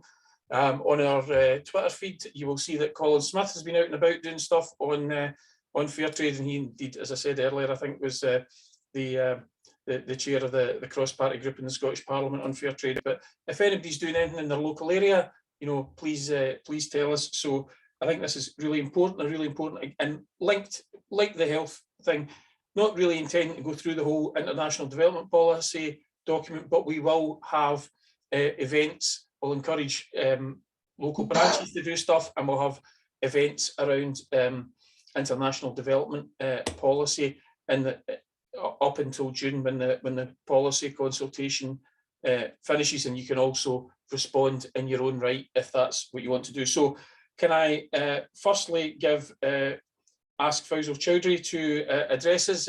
Very happy to have him here, and look forward to hearing what he's got to say. Thank you very much. You're right, yeah, that's my first AGM as well for the Co-op Party, and I did join the party just before the election. And I know it's very tough to come after Jackie Bailey and speak. She's a fantastic speaker, and I always admire the way she speaks. So please forgive me. That's the first time I will be speaking to a conference like that. Thank you for the opportunity to speak to you today. I'm honored to be with you for this important policy consultation. Even if we are not together physically, the fact that we are not physically together today highlights the challenging nature of the circumstances for international development. While we in the global north are now beginning to move towards considering the pandemic over and working out how we live with COVID, for too many in the global south still suffer and die from what is now a survival disease, even if not preventable one. We also faced difficult circumstances for international development in our domestic politics. The UK government has reneged on its commitments on official development assistance and has opposed a waiver of intellectual property rights, which would aid those in the global south to manufacture the vaccine doses and protective equipment they desperately need. This need is shown most starkly in Africa. Over 300 million people live in African countries with vaccination rates are under 10%. The Democratic Republic of the Congo alone, a country of some 90 million people, has vaccination rate under 1%. The fact that more than 600,000 of Britain's doses of AstraZeneca vaccine had to be destroyed in August last year is nothing less than a scandal. Not least in this wake of government's promise about donating surplus doses to poorer nations. Similarly, we have seen other scandals around the world of less economically developed nations receiving donations of vaccines that were either at or so close to their expiry date that they could not be used at all.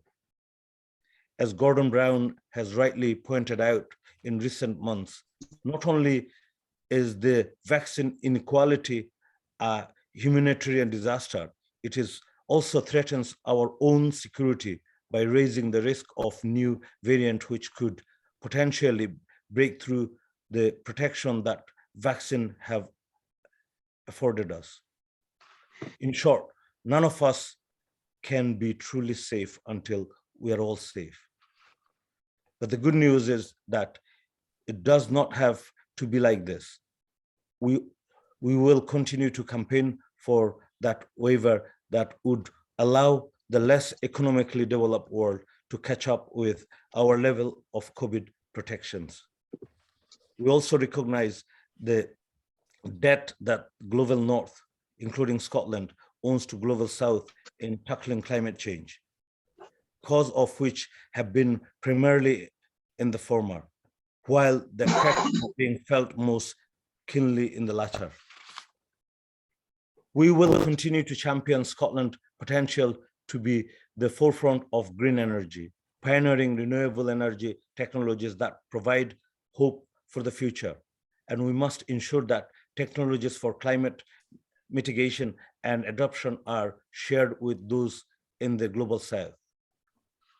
At COP26 last year, my colleague Sarah Boyack and I met with the Minister of Information from Bangladesh, where we discussed the urgent need for climate adoption and the tremendous problems that will be caused in Bangladesh if the annual floods and now annual cyclones continue to get worse at the current rate.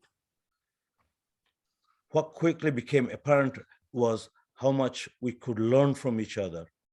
We are each facing starkly different challenges from climate change, but as communities in each country seeks to protect and empower themselves, the MS experience and expertise that can be applicable far beyond their own borders. We therefore encourage conversation between Bangladesh and the Scottish and UK government to share best practice for climate adaptation and the potential of renewable energy such as hydroelectric and tidal power. We must continue to value and develop the bilateral relationship if we are to succeed in promoting international development and climate justice. We must be outward looking, which is something the current Scottish government all too often lacks. While the SNP are too content to pat themselves on the back and celebrate their brand of Scottish exceptionalism, our internationalism links our values at home with causes overseas.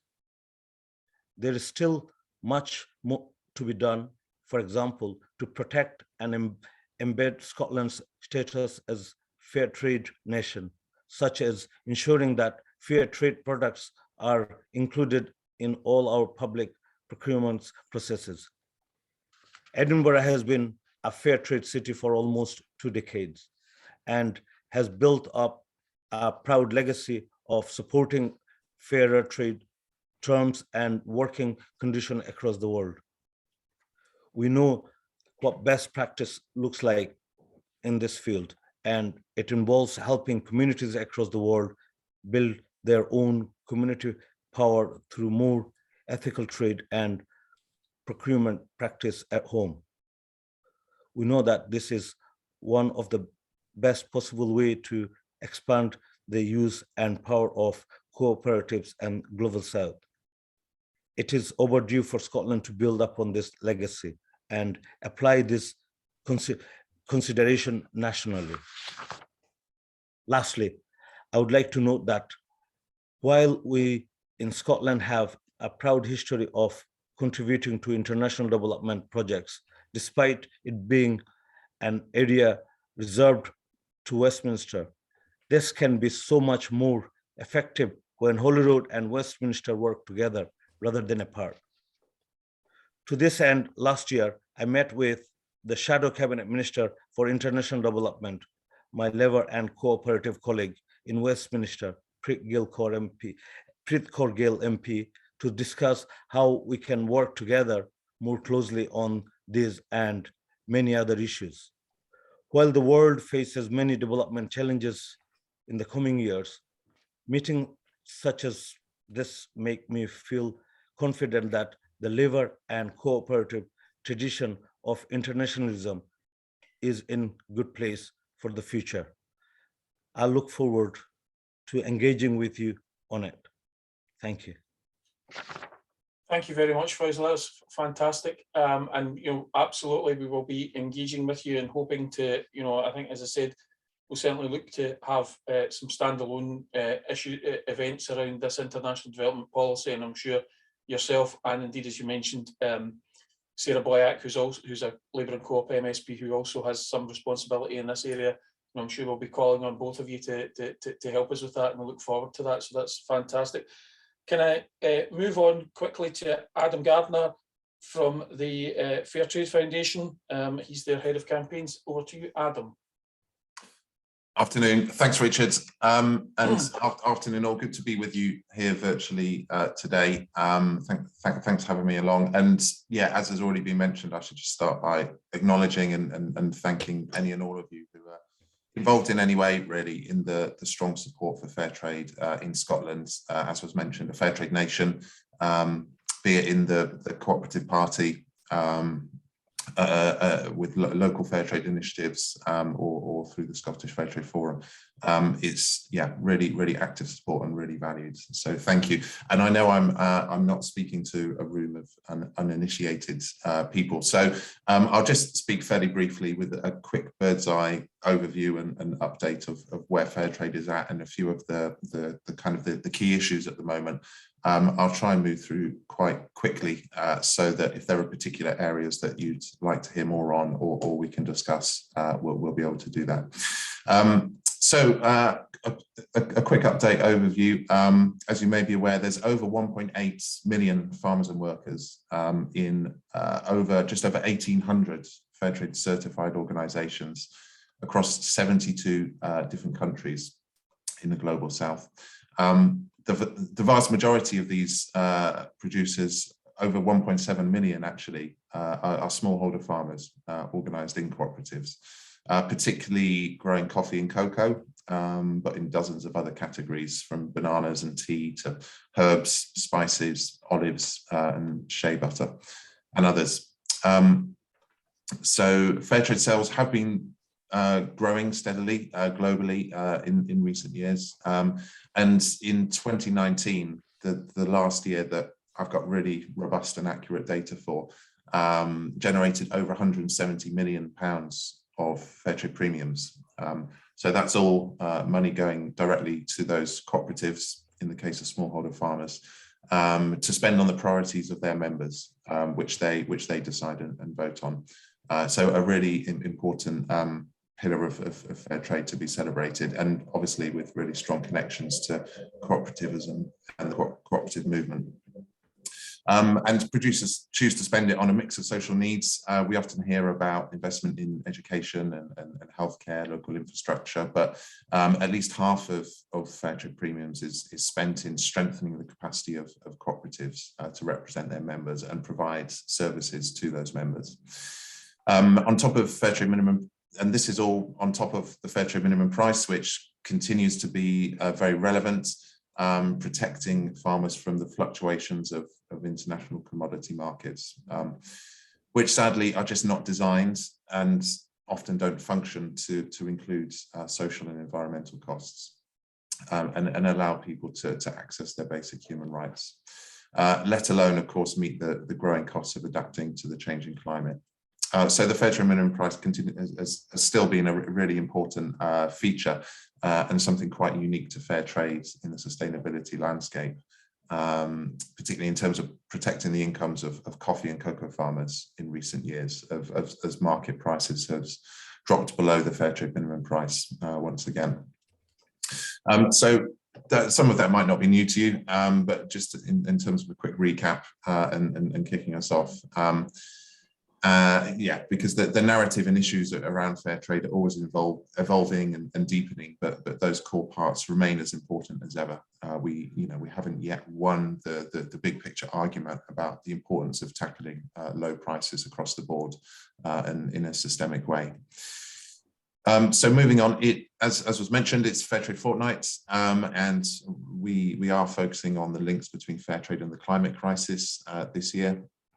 Because climate change is the biggest threat facing smallholder farmers and agricultural workers, and also another stark expression of inequality and injustice manifesting in the global supply chains that fair trade operates in.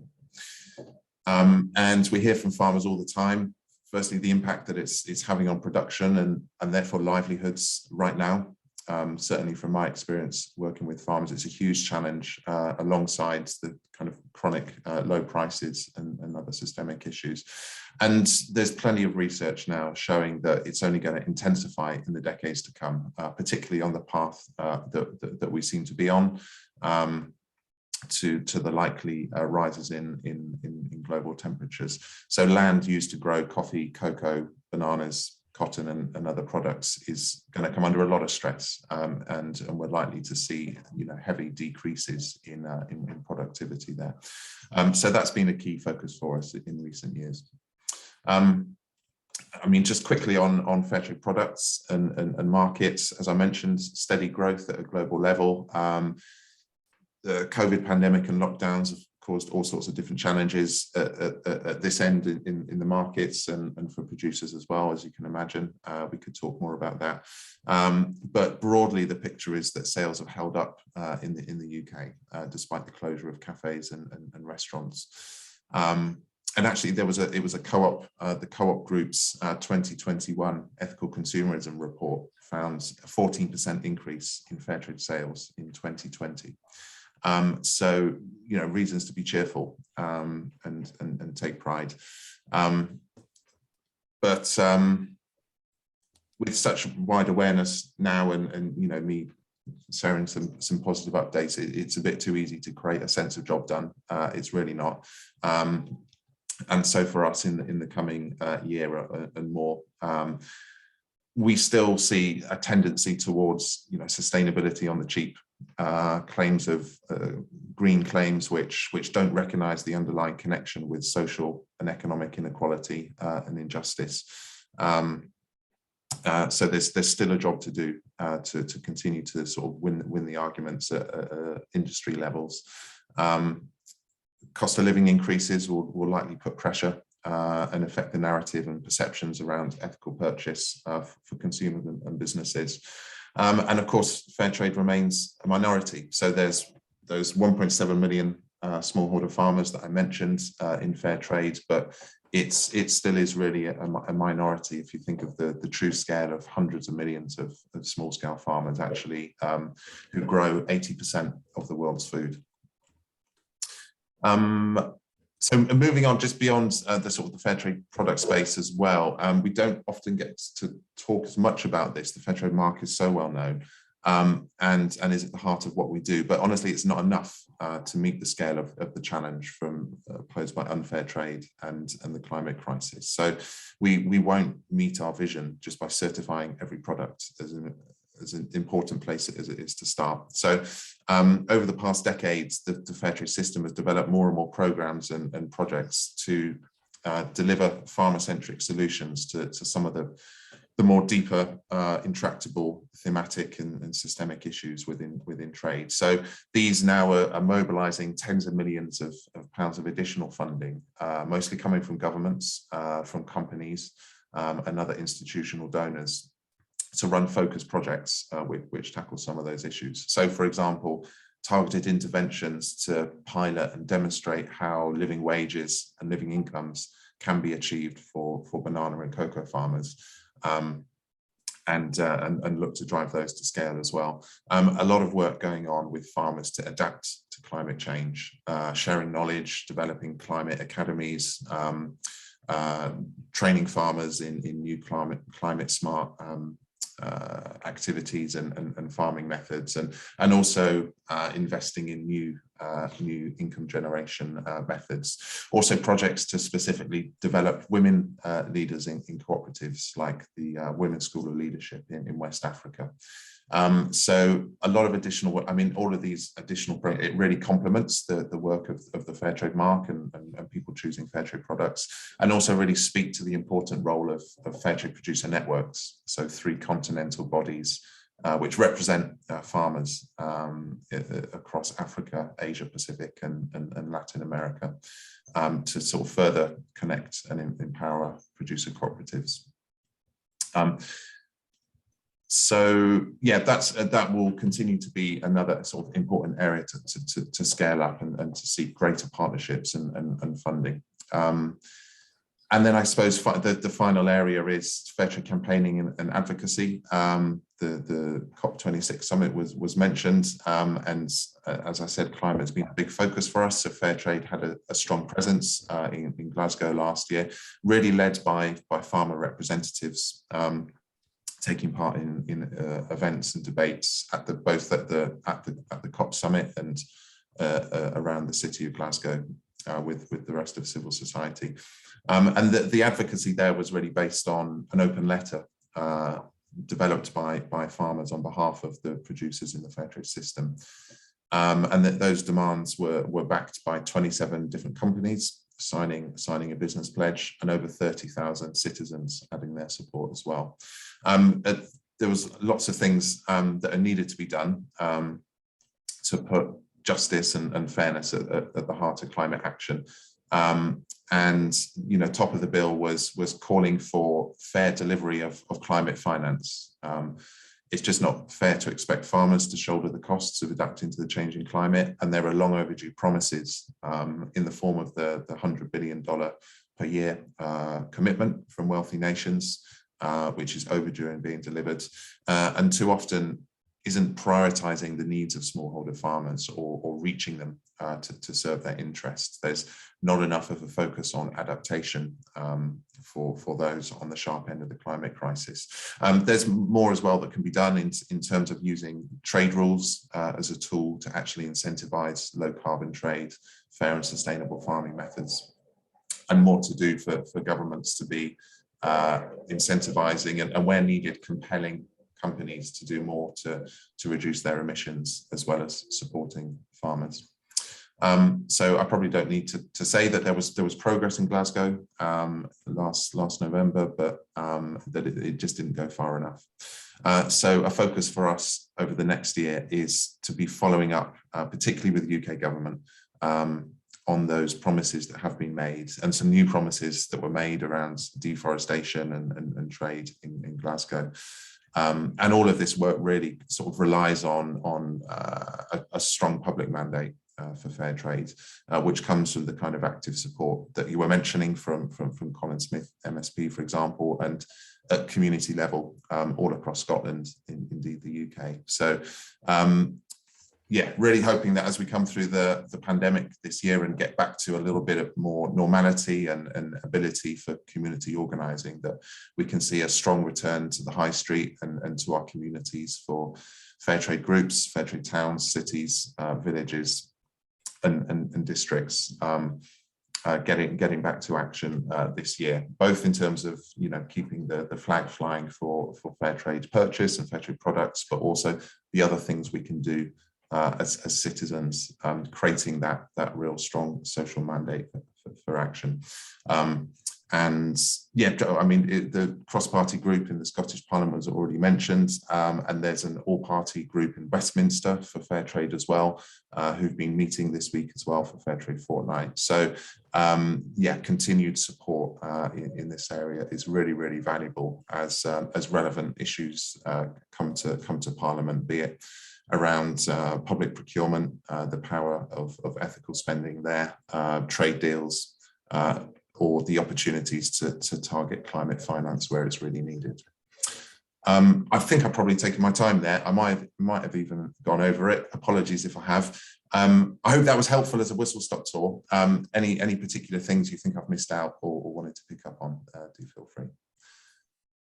Thanks very much, Adam. That was fantastic. I think it was really good, and I think just to highlight, I think it'd be great if people did let us know what they're doing for Fair Trade Fortnight. And as you said, it's difficult to kind of do it. Still difficult to do it, to plan events. I know that's an issue here for the Fair Trade Forum in Dundee. That's been an issue. We are aiming to finish in about 2 minutes. So I'm not minded to kind of go to questions on this one, if that's okay with people. I think if people have got burning points they want to raise, if they can send them to me, as I say, please have a look at the link was to the international development policy process. If you have a look at that, respond to it. As I said, we will arrange a whole variety of events over the next few months to try and get a view on that and get people's views across to input into the cooperative parties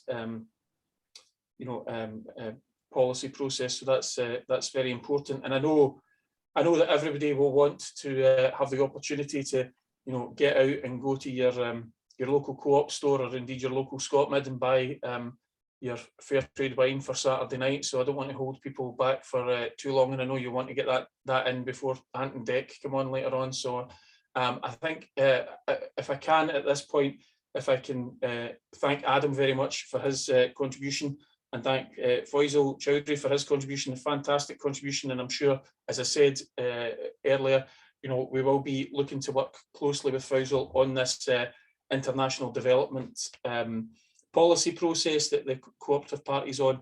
So can I thank those speakers. Sadly, we can't. But you can do your virtual clap if that's what you want to do. But we can't thank them in the usual manner. It becomes a bit odd on the Zoom call. So can I ask the Vice Chair of the Co-operative Party, Ruth Hall, and now the newly elected Secretary of the Scottish Co-operative Party, Ruth Hall, the same person, to just give us a few final thoughts and to close today's session. So thanks very much.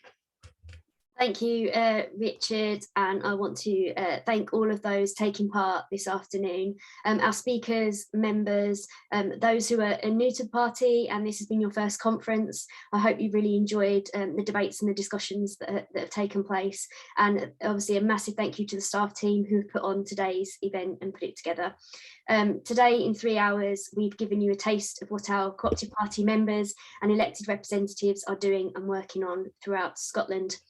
I hope you have seen that by focusing on building community power, we can drive and empower our local communities, and that by actively involving them in shaping the decisions that affect their lives, our communities can organise, improve and thrive.